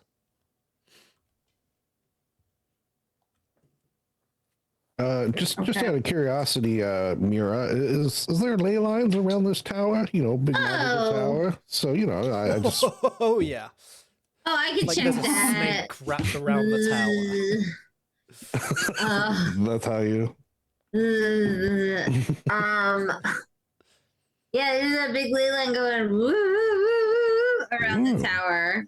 Yeah. Which is Pretty definitely a new one cool. for you, Mura. Like you've seen ley lines pulled towards something, like when you saw the crystal that was almost like drawing ley lines in. It was struggling. This looks like this has happened over a very long period of time in a very powerful place to be able to literally wrap the ley line around the tower. Mm. Oh, this is a new one for me. I never seen this before in my life. That's pretty cool. That's pretty cool. It's very interesting. So I guess Linger will open up her Visual Studio Code Editor and get to work on some of these brackets and missing runes, missing formula redundancies. I and will see what she can as you start to suss do out. so, can you give me, we'll call it an Arcana check. Okay. And by the way, I believe you got this Arcana check in the bag. I got great faith in you, in a bardly sort of way. Nice. You can have Inspiring sort of way. yeah, very Oh. inspiring. Oof. Well, I'm gonna take that inspiration, and then I'm gonna use that inspiration to re-roll that, and then I'll do the bardic die. It's cold out here, and oh my god! Wow. Jeez. She needs to warm her brain up, clearly. All right, she just give me just a minute. Just give me a minute. Bro, Bro.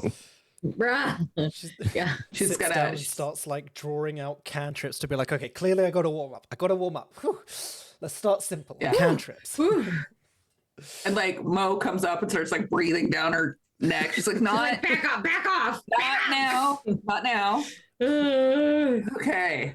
Okay, I just was hoping I would get a 20 and be like, have you considered this? But no, okay. Okay. There we go. And now we'll use the bardic. You don't have to use the bardic. You will pass with this, so you can chamber that bardic for another check if you want. How long does it last? I think it's 10. 10 minutes? Okay, Is it I'll hang 10? on to it. Cool. Yeah, surely in 10 minutes we'll have some other bullshit happen. So, with a 21, you start going to complete this stuff, and then you go, well, hold on a second. People haven't been able to access this tower. There's obviously a reason why. There's no door. There's got to be a way in that's not the door. Maybe this is some sort of test to gain entry. Is the test simply complete it, Or is it deeper than that? Because surely if it was just complete it, someone in the last 5,000 years could have done it. Yeah, truly. And you kind of like take a step back, assess from a bit further away. You do see they do kind of start to fade a bit as you step away with the spell book. But they do kind of stay enough that you can see. And it is very clearly a test. It is a test for a wizard to demonstrate not their understanding of magic, but their understanding of why these, not errors, but like why these aspects were left unfinished. So whether it's like explaining the danger of completing one of them, or identifying like a stabilizing measure that for whatever reason whoever set this chose not to implement, or altering one of the spells to change kind of the nature of it. It's up to you kind of how you want to go about that, but with the 21 you absolutely can just... So when she steps back and she looks at it, she looks at all the different aspects and starts to dissect the choices that were made. What I like to think is that she figures out that correcting any of these creates like an arcane Rube Goldberg sort of situation. I love that. That's so cool. Yeah. Honestly. So you have to correct them in the right order to disable this like crazy contraption that has a lot of overlap. So you can't just be like, oh, well, if I take this piece out, the rest of it falls apart. No, it has other connections. So you've got to like do it in a specific way. Absolutely. And I will give you a point of inspiration because I fucking love that.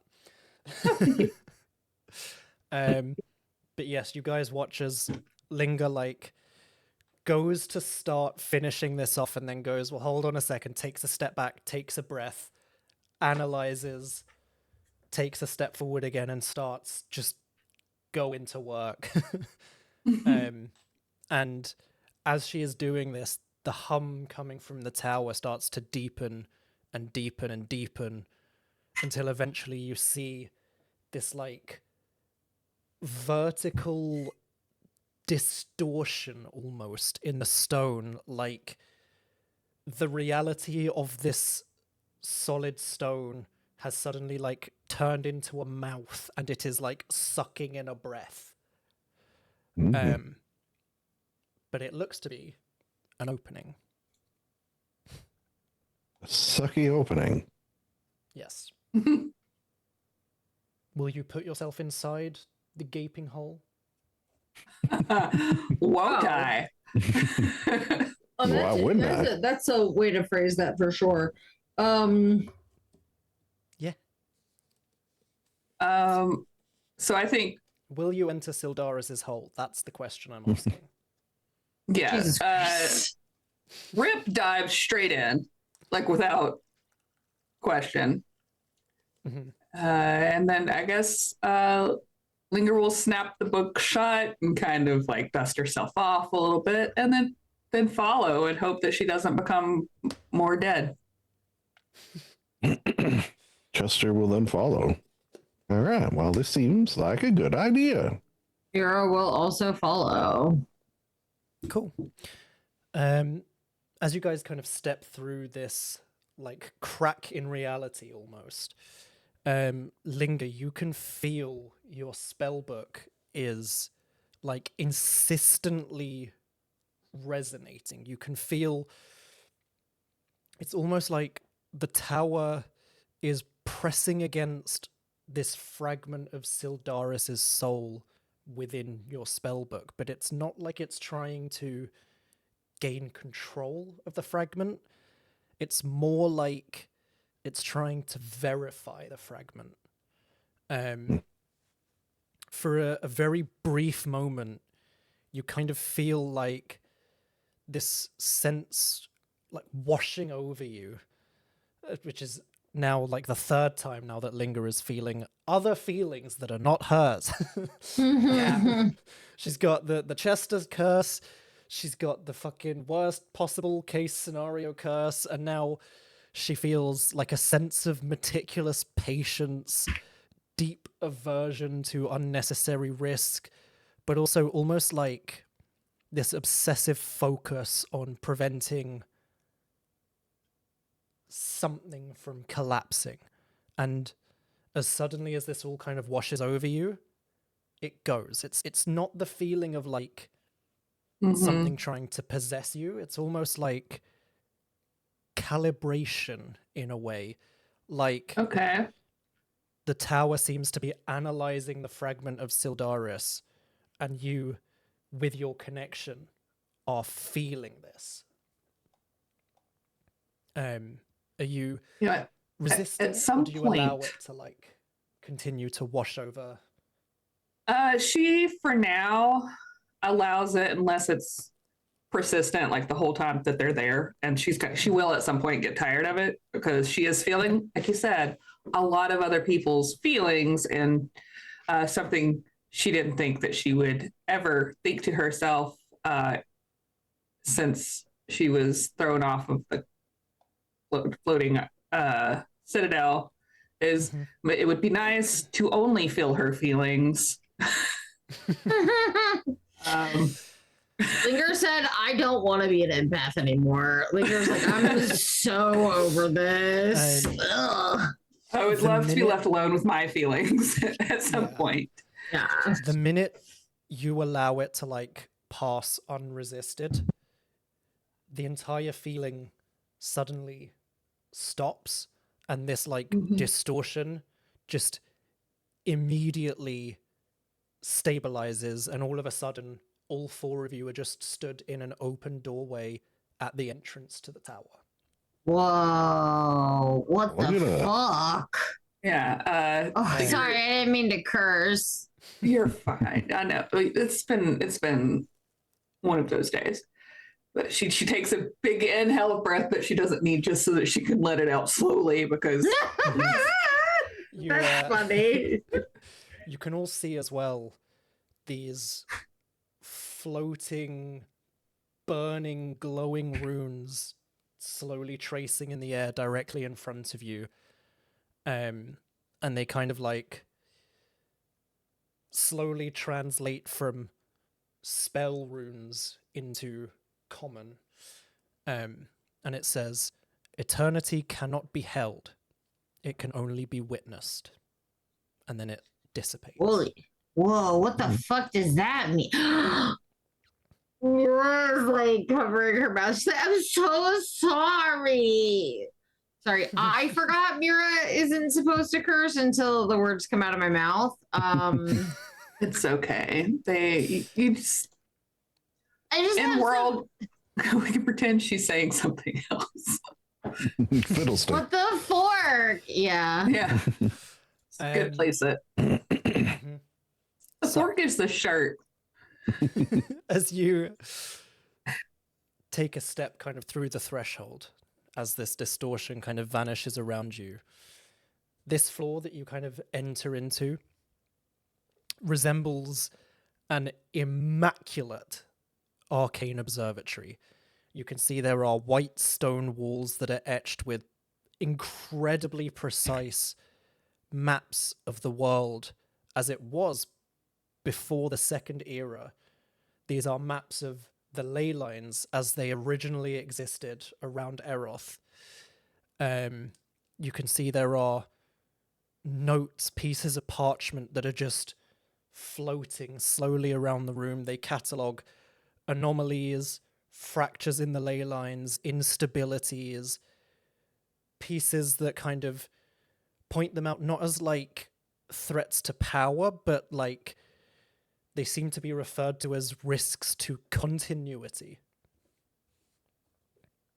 Oh. So is this like, have we gathered that this is like a tower that belonged to Syldaris?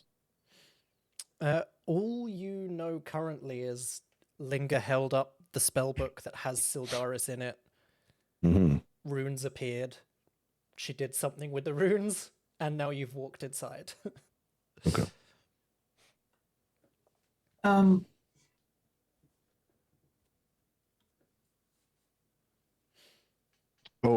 Linger, would you recognize Syldaris' handwriting on some of these floaty notes? I'm just curious. Is this like his tower?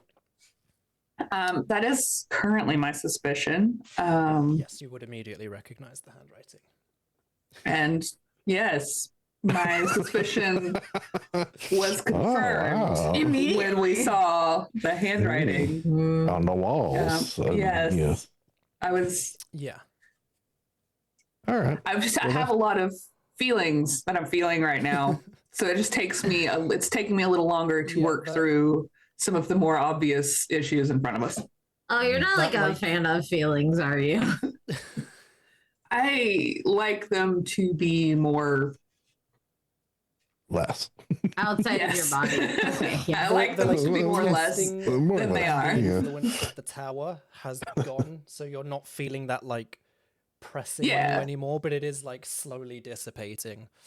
I would say as well, Linger, you would probably also immediately just feel so at peace right now stood in this room. As you look around, every single object is catalogued. Every single variable is accounted for. Like, good day as for you Linger. look around, this is like nothing essential could ever be lost in this room. This is the most stable, orderly, and resistant to improvisation that magic has felt in quite a while. Yeah, see, that's why she was distracted. Ew. Everything's going down, and then she's like, "Oh, this is amazing." This room feels terrible. I just Mira hates it. Mira's like, ugh. Literally like Kung Fu Panda. Linger's there going, inner peace, and Mira's going, I can't get comfortable. Yeah, it's icky. Who lives like this? Oh, I wish I could. I'm certain, though, that there is a chaos room because there has to be balance. Linger is like, if I wasn't on the road, my tower would be exactly like this. I mean, we could work towards that with our tower. Why not? Could we? For all of us? I mean, not for all of us. I mean, for your specific area, we all have our little areas, of course. So we have to somehow get some magic from here back to our tower. How do we go about doing that? He looks just sort of around and then side-eyeing Linger. Yeah, what kind of items are we looking at here, boss? So, I mean, you get the sense from like how the ley line is warped, and just like the power inherent in this location. You might even be able to just we're gonna do some wireless charging. Teleport the tower next to it and supercharge it basically just by proximity. That said, get my jumper cables. There's definitely got to be multiple floors. You can see like staircases. There might be something on the other floors. At this one at the moment, this is very much like the cataloging and accounting and tracking, as I say, like as these notes are kind of pointing to what's being referred to as like risks in continuity, like preserving Eroth in a way. I think maybe probably a really smart idea is if we split up and touch everything. I love that idea. I wouldn't recommend touching everything.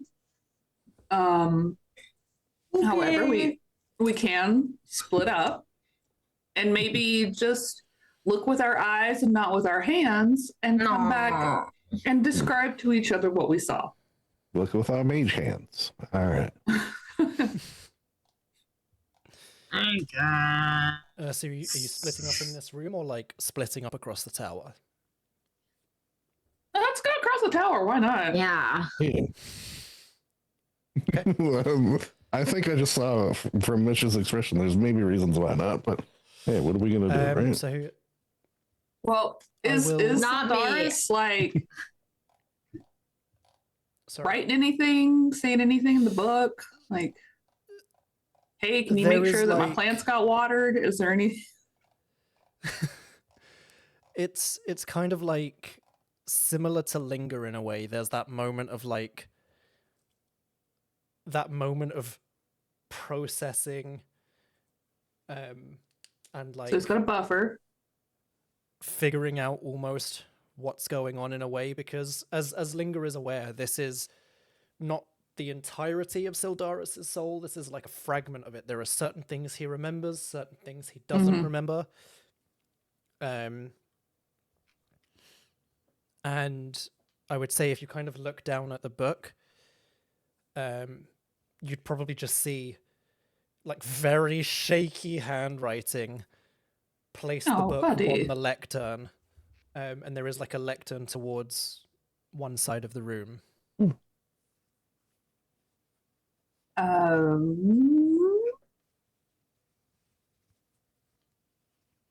All right. But keep in mind, part of my soul is also in this book. So no backstabbies. And then she'll go put the book on the There's just like a little thumbs up react under your message. yeah. Emoji. Yeah.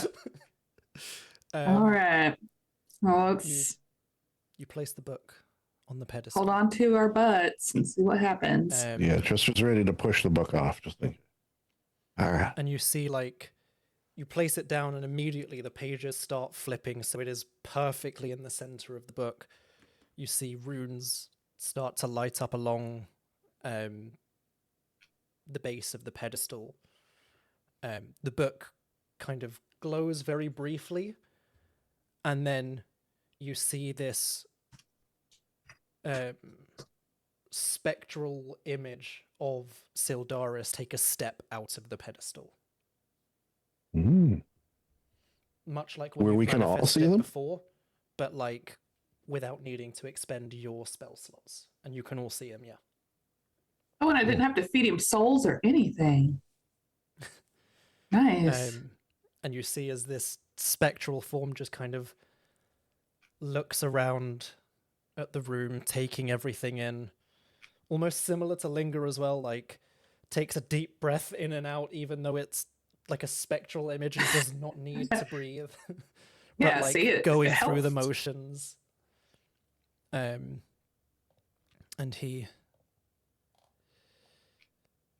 it has been some time since I've been here.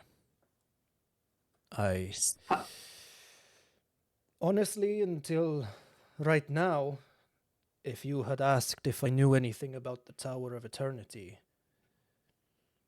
I wouldn't have known what you were talking about. When I was alive, this was just my tower. But I had no memory of it until you broke the seal. You completed the task put forth to prevent people from getting into my tower. Ooh. I would imagine if my soul was whole, then perhaps I could have remembered, but it could also be the case that I, for whatever reason, removed the memory entirely from my being. But the memories of this room, at least, are slowly coming back to me. This is... And he kind of like gestures around to all of the floating diagrams and pages and writing on the wall. This is the architecture of preservation. My attempts to ensure that nothing essential to Eroth would ever be lost. That we could ensure that No matter what happened, no matter what world-ending threat we were faced with, the world could survive and remain whole. It's like that seed vault. Unfortunately, I died before I could finish. What are you gonna do?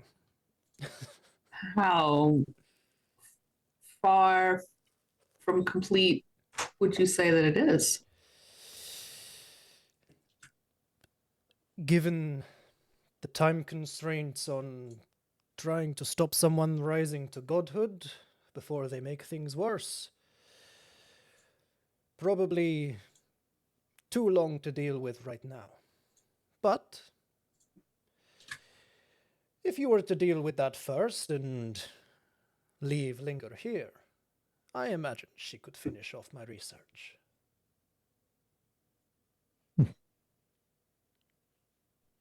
Future, it's like a retirement project for him. Perhaps. I must admit, I do not recall the layout of the tower at all. As I say, the memories of this floor are slowly coming to me now. I believe, as far as I am aware, there should be a lectern like this on every floor. If you were to place the spellbook with the fragment of my soul into the lectern, perhaps the memories will come back for each floor. Um, Oh, that's kind of interesting. Yeah, that's cool. Magic is pretty fun. Magic is fun. Yeah. well, then let's. Upwards? Is there a downwards? Or is there only an upwards? You don't see any ways down, and he just kind of like shrugs a little bit. Like I say, I do not remember the layout of this tower, but given the memories I am reliving of the first floor, I do not recall there being a down, only an up. Okay. Well, Well, Alexa That's Play fair. House Tour by Sabrina Carpenter. Shut up. You're stupid. yeah. If you happen to recall otherwise as we go through, then just update Of us course. and we'll go from there. all right. Well, we'll see you upstairs, I guess. Yes, remove the book from the lectern and I will see you upstairs. Cool. Well, then Linger will retrieve her book Mhm. with politeness. She doesn't just snatch it up, snap it shut. And then looks to the others and kind of shrugs one shoulder and heads towards the steps. Let's I go. think with Chester's sort of knowledge of stories of mage towers in general, I'll just just in case those baddie type things, you guys all prepared with your mage armors and such? Oh, hold Mhm. on. Let me. Oh yeah, I don't need that. I don't need the mage armor anymore because I got Yeah, you got a sick-ass I got tattoo. I got a sick-ass tattoo. But yeah, I'm ready. Cool. I just want to make sure because That may have been the start of her more rebellious side, getting a It's tattoo, true. and It's now she's true. cussing a little bit. Yeah. Before we know it, we're going to look over and she's going to be wearing black leather with silver spikes on the shoulders. Heck yes. Cool. So you all head up to the second floor then, I assume. Yes, that is the plan. You head up. This level is dimmer. You see the stone is threaded with like faint cracks of light. You see there are, again, diagrams of ley lines, but these kind of intersect chaotically across the floor. Some of them are glowing. Others seem to almost look like scars in a way. And you can see the walls are all inscribed with calculations that almost seem to trail off mid-thought. And there is a lectern again, this one in the middle of the room.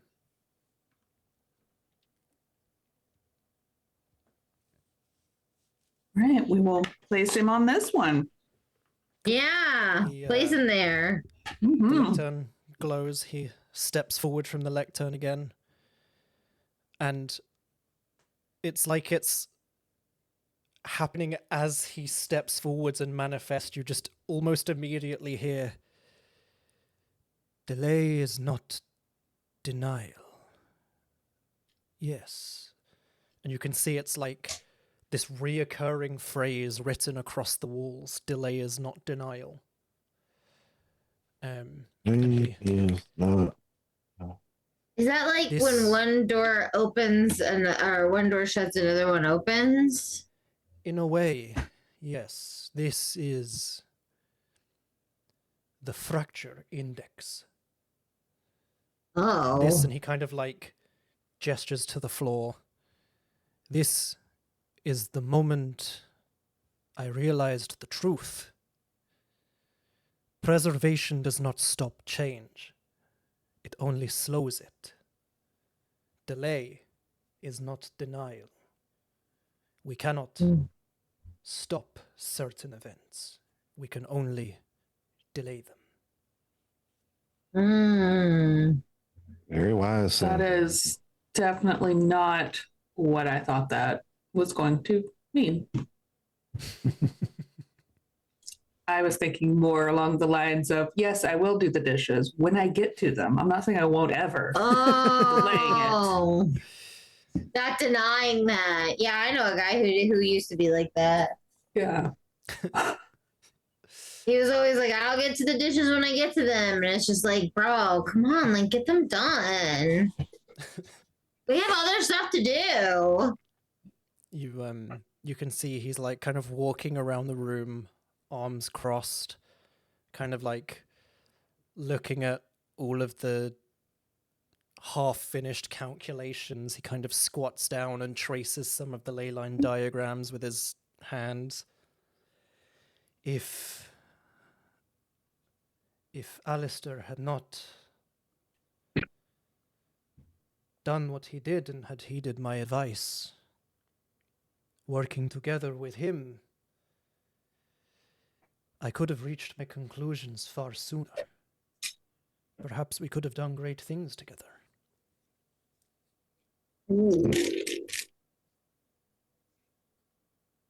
Well, the past is past for a reason, I suppose. So we should And Right think about about that.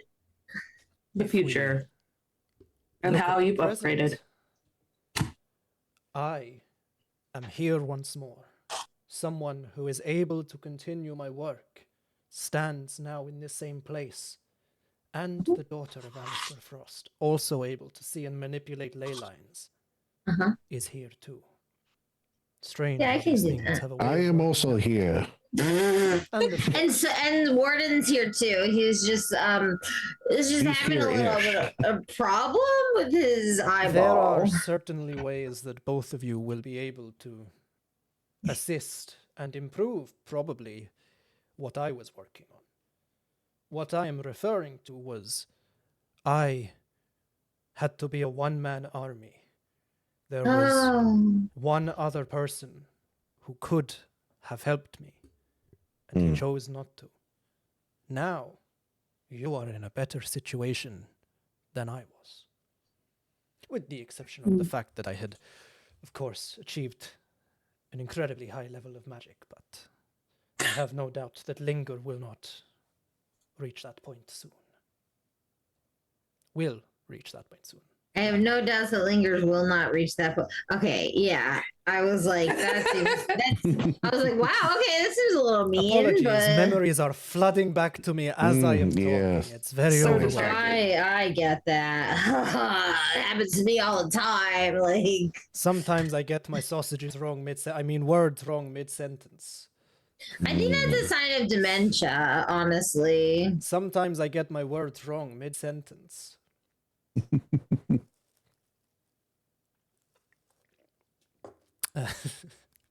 But yeah, he this is an index of damage that was being done to the ley lines 5,000 years ago. Oh. The ley lines which carry magic around Eroth, around the multiverse. The planes of existence are connected through these ley lines. Of course, in the time since I've been away, the Lord Primordial has erected a barrier that is preventing people from accessing the planes, as Linger has been slowly uncovering through her research. Thank you for writing that into the spell book. That's been fascinating to read. Erect. I think we have managed to create a perforation, so hopefully further work on that. Yes. We can.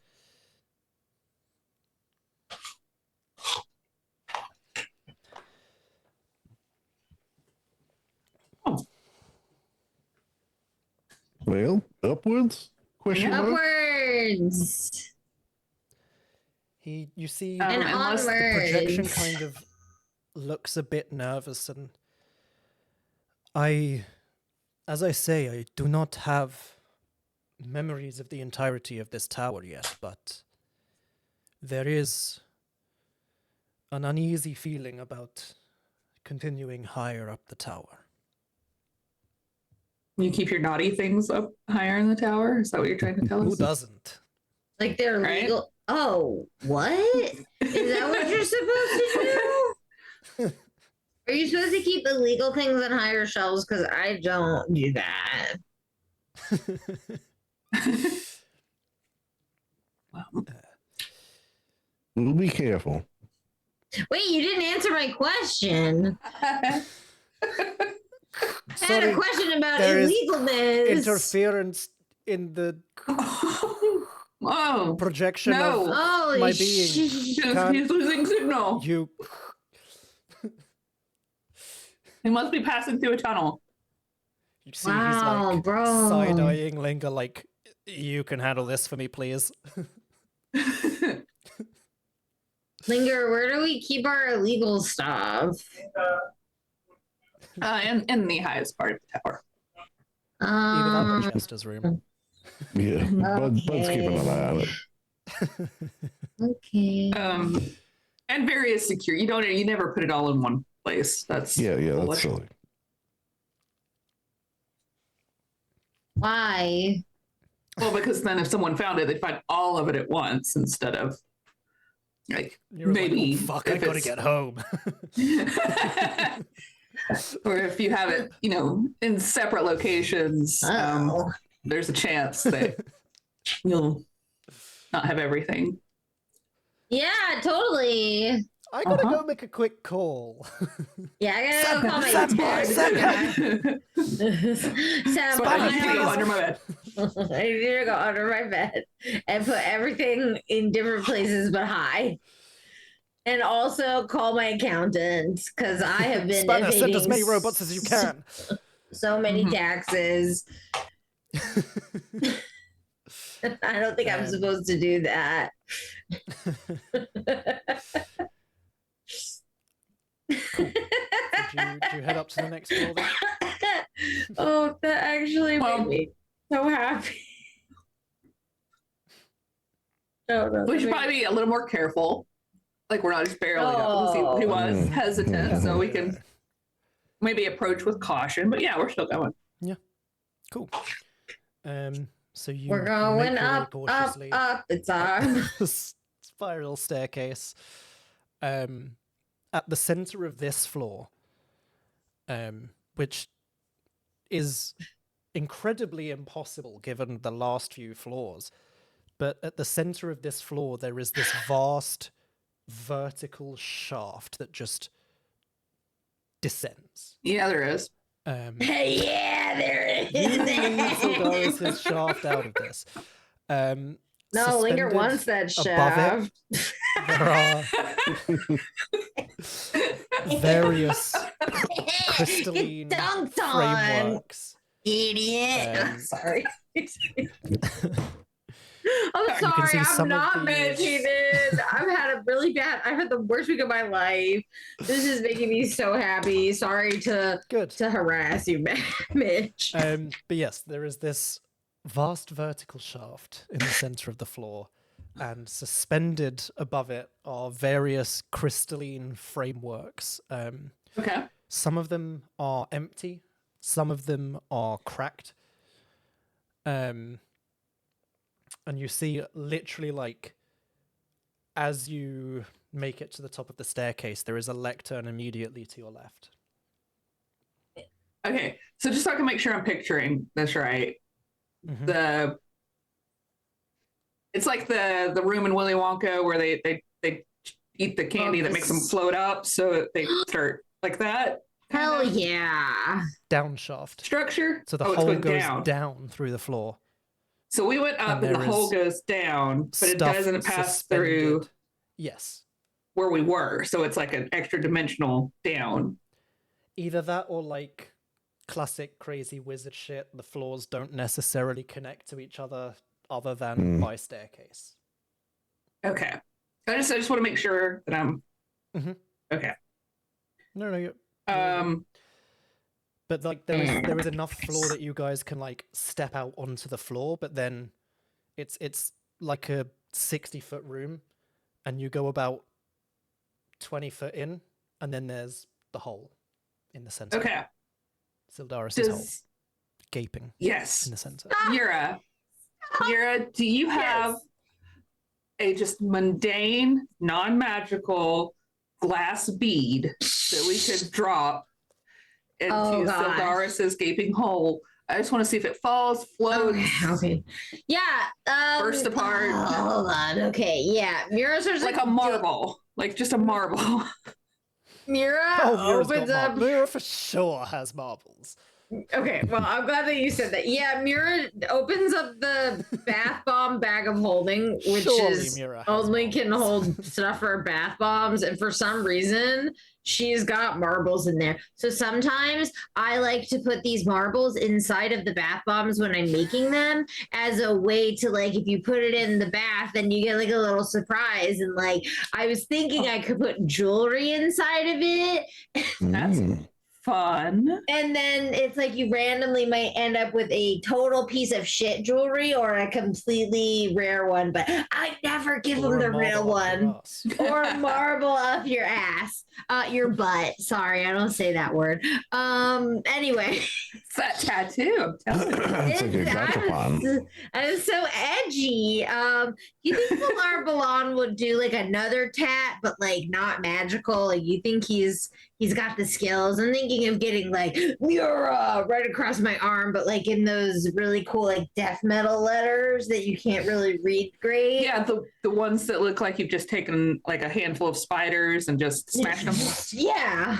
Okay. Yes. Yeah. He might. Or And then I can get Linger on the other arm, and I go, "You're a Linger." It's beautiful. Fusion. And then on my legs, I can get Warden and Chester. Yeah, the 4 branches of my body. Yeah. And then across my ribs, I can get Severo and Spanner. And it's just everybody who's made me a person. I'm going to cry. That's mostly my player Wasn't crying. me this time. No, it's just the epic sadness of my life. You know what? I bet there is a talented ink artist back in Mor Dothak. Yeah. There are a lot of artisans there. I bet they even have the ability to do tattoos with some sort of machine gadget rather than the poke and stick, you know. Yeah, the poke and stick was kind of a long time and also really painful. Valar Balan was like, There's a lot. There's a lot. Yeah, but the poke and stick does work better for infusing magic, so it's It kind of a give or does. take. Yeah, I get it. I think I was, I just had a lot of energy right then. I'm not really sorry about that. But if you're going for non-magical, then I think we could see if there are any.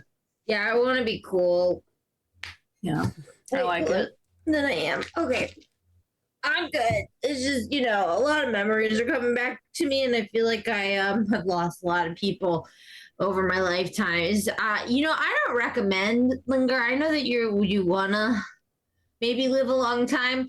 I don't know if I'd recommend it. maybe living less long is good. Just something to think about. Just a thought. Just something to think about. Or flip side, Yeah. counter to that argument. Okay. If I live longer, we know that you're living longer, you would have an associate that's living longer with you. At least one person, yes. That's true. Okay, you know what? That's a very fair point. That's a good point. You got that. This is why Mira has Guys, a welcome robot back dog. to my YouTube channel. So for the last 2,000 years, I've been trying living without dying. Personally, Not a I've tried it fan. for 2,000 years now. I'm not personally a fan. So let's get into this completely honest review of not life.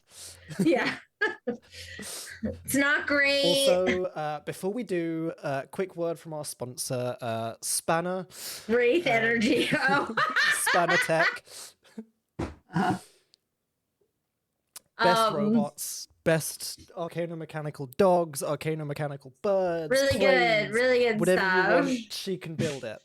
She got you. Oh my god. Okay. Yes. Use code Mura for 20% off. Mira for 20% off. Oh my god, I want to fucking heat myself into the sun. Anyway. So you place. Please don't check on me, you guys. I'm okay, I promise. The lectern. And once again, Syldaris manifests from the lectern. Did we drop the marble? What happened? Oh shit! Oh, yeah, we dropped Sorry, the my bad. marble. Yes.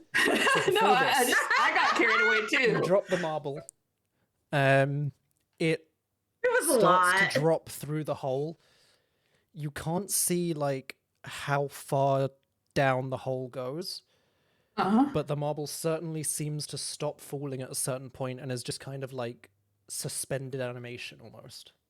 Okay. That's good you to can know. see like those crystalline frameworks that are above this hole.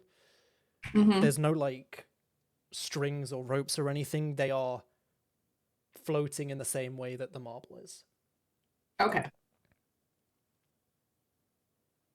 All right, yes, now we can put it on the pedestal. put the I just book wanted to make on sure. the lectern. He steps out of the lectern and kind of like you see he takes a very cautious look around. We are getting closer.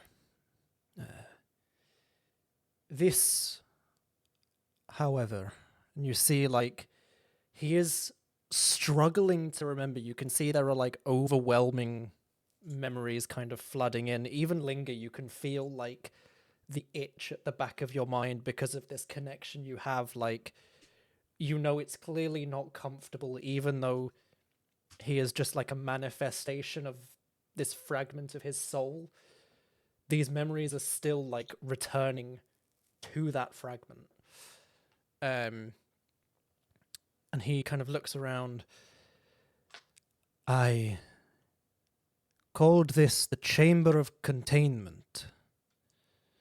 You see he points up to these crystalline frames. Vessels to hold knowledge, memory, self. This is one of my most dangerous works.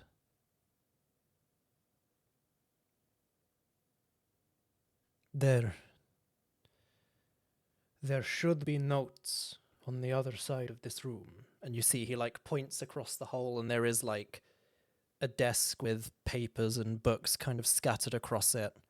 Very much not as neat and uniform as it was downstairs. And you see he very quickly like spins around to look at Linger. Don't get me wrong, this room was not an attempt at godhood. This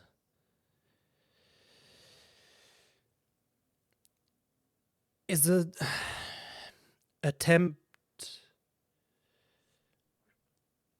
to divide what otherwise cannot survive intact. An attempt to outlast collapse. Could one hold knowledge, memory, self inside these vessels in the way that a lich contains their soul in a phylactery? And he gives you like a very knowing look, Linger. A way to achieve proto-lichdom without true lichdom, without needing to sacrifice one's soul or the lives of others. Interesting. And did you find this crystalline method to be somewhat functional? Because I have my own theories about magical sharding. That's a terrible word. Pretend I didn't say that. Magical sharding. Let's see. Like No, I get magical those as well when I have Taco refractoring of right.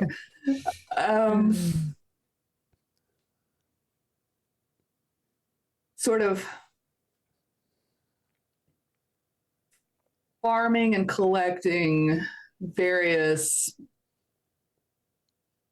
I guess, magical signatures without removing them from another caster, but sort of compiling them and storing them within oneself to create a facsimile of the same kind of power that a soul would provide in the souls of other people, but without utilizing souls.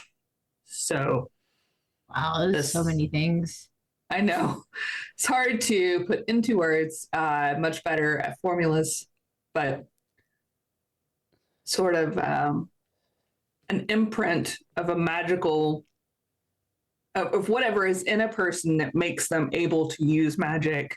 It's sort of like an imprint of that collected instead of souls. And if you think this crystal method works, perhaps I could cross those two. But I'm wary about having a physical housing. I am afraid I simply do not remember. It's okay if you can't keep up. That sounded like such an insulting thing to say. Okay, if you can't keep up. There was certainly something to it. I know that even as this manifestation, I am, for whatever reason, unable to approach the workbench on the other side of this room. And I know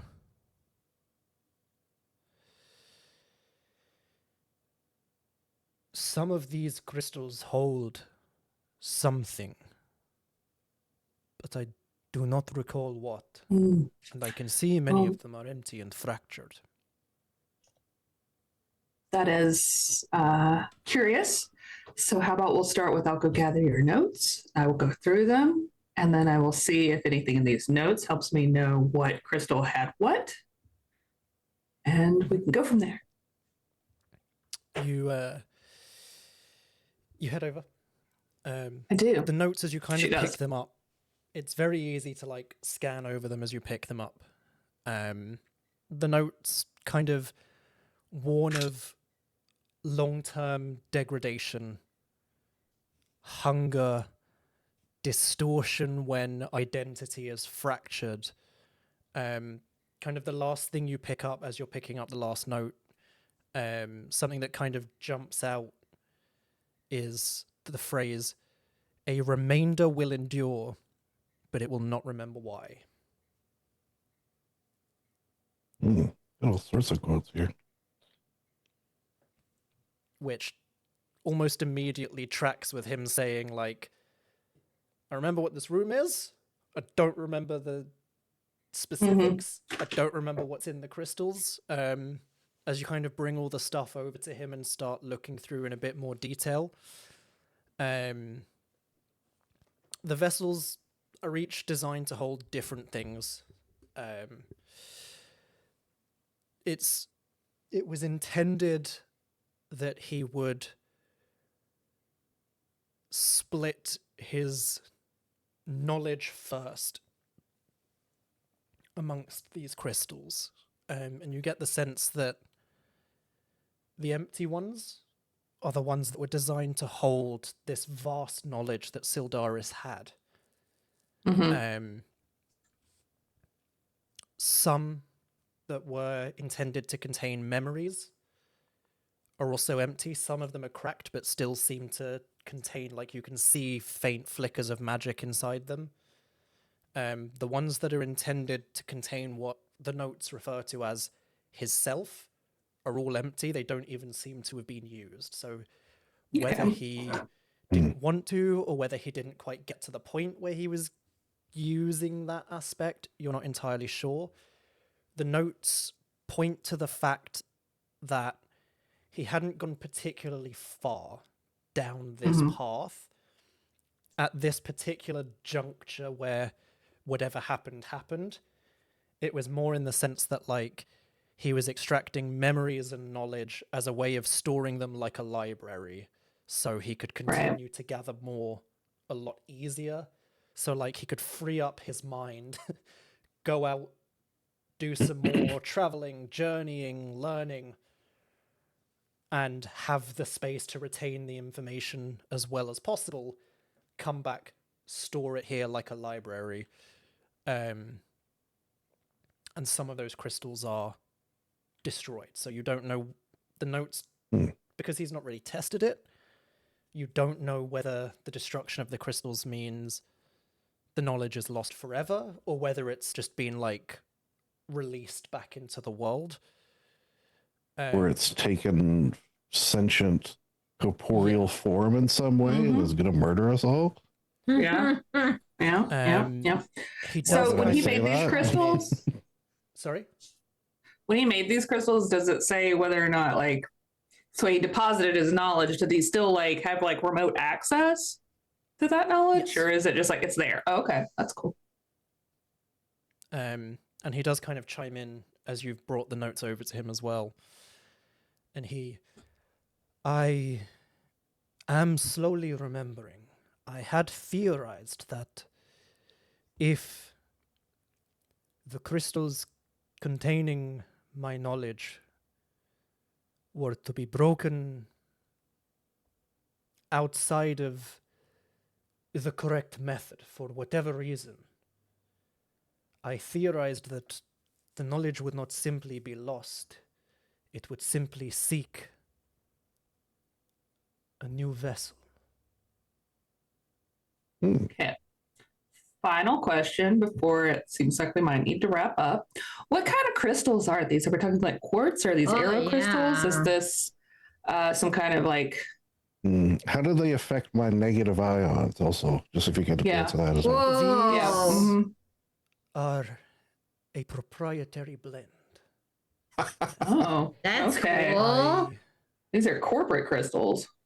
Used magic to break down various different types of crystals into their base aspects and combine them together to create something entirely new. That is, and you see, like, he pauses, like the memory and the knowledge has just come back to him. That is part of the reason why I established this tower here. there is magically affected ice on this continent that the inhabitants refer to as eternal ice.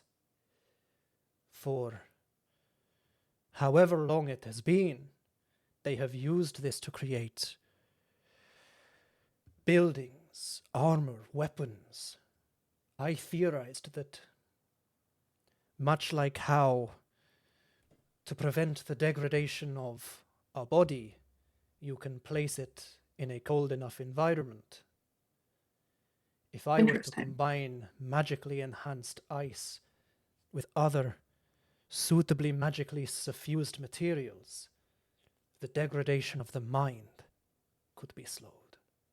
And therefore, Wow. it could contain the knowledge, hopefully, indefinitely. Unfortunately, once again, I died before I could complete my research. Yeah. Isn't it a That'll bummer when that really- happens? Yeah, that'll really slow your research down. Right? She gets it. What a bummer! Like, you're contemplating like her fucking mortality. Yeah, bummer. And National Obama rain on says your Linger, knowing picnic. that she got thrown off a floating island halfway through writing a ritual. Yeah, fucking sucks when that happens. I hate getting thrown off a fucking tower. Good job, guys. It's the worst. It's the worst. Man. The worst. Sorry. But yeah, he as the memories are coming back to me, I do believe there are 2 more floors above this one. Okay. Mm. But that Wow, really? is a matter for next time. Yes. Fades away. I like that he's kind of meta about it. Me too. Back to you in the Fourth wall studio, breaking. Mitch, as he vanished. Thanks, Mitch. What did he just call me? I think he called you a But yes. bitch. We will Rude. end our session there, knowing that there are 2 more floors. Yeah. I hope you guys enjoyed. I'm sorry that we didn't have suitable music. It was going to be super fucking atmospheric. It's okay. This session In my was mind, it was. what a weird session this was in general. Like, Right? it was just But, kind like, of. You need a weird one every now and then. I needed it. It And was we so still got loads good. done. And we got to talk about Syldaris' hole, so. Exactly. And his vast vertical shaft. Yeah, his boss, Mm. vertical shaft. And his deep gaping hole. His deep gaping hole. She's So, gonna be like, what with the that in fuck mind- do you do on Saturdays? Guys, with that in mind, just remember, Syldaris is a bottom. use code PHN Just for remember. 10% off at And checkout. Scribe Quill. And, use Scribe Quill because it's awesome. Awesome. It's so good. I hope you enjoyed, Lisa. Yeah. Thanks for Thanks, that Lisa. little message. Thanks, I'm Lisa. sorry this session was such chaos, but I feel like you were there at our last session.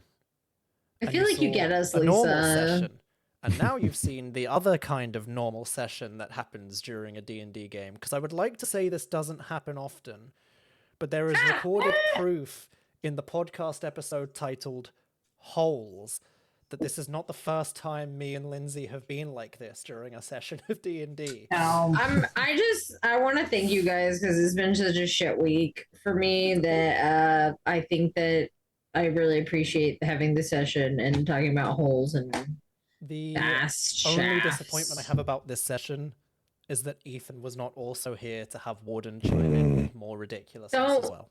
Don't worry, I'm sure Warden will come back online and be like, "Oh my god, I heard a Yes. shaft," He and did indeed.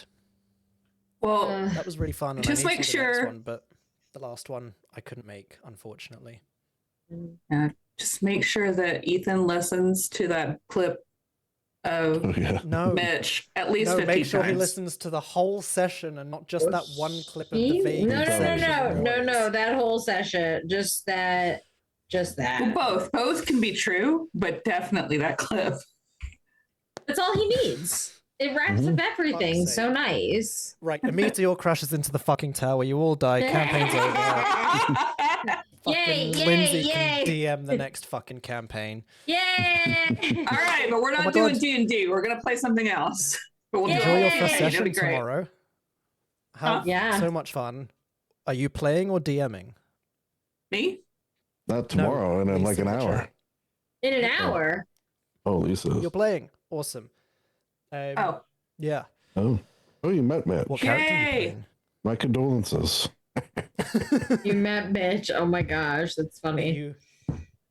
Ooh. Dark Elf Drow Sorceress. cool. Love it. Oh, Classic. Drow. Fucking love Love it. that. Love a Drow. We Love a good drow, sorcerer. and we love it. Love My first D&D character was a Drow Sorcerer. Oh, So mine was a human for wizard, actually.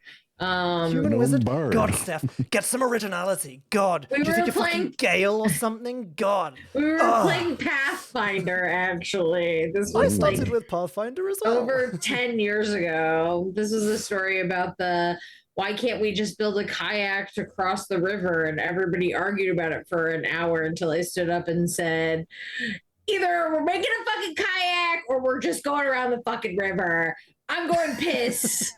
And when I get back, everyone will decide. And then the whole thing broke up. And then they came back and they also were started with gone. Pathfinder Yeah. about 10 years ago and had like 8 players.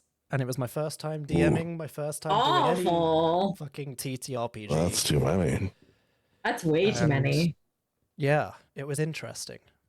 It was Oh. certainly one of the campaigns of all time, and that's why it has been remastered for my current home game, because my Yay. good friend Josh, shout out Josh, is very sad that we never got to finish that game.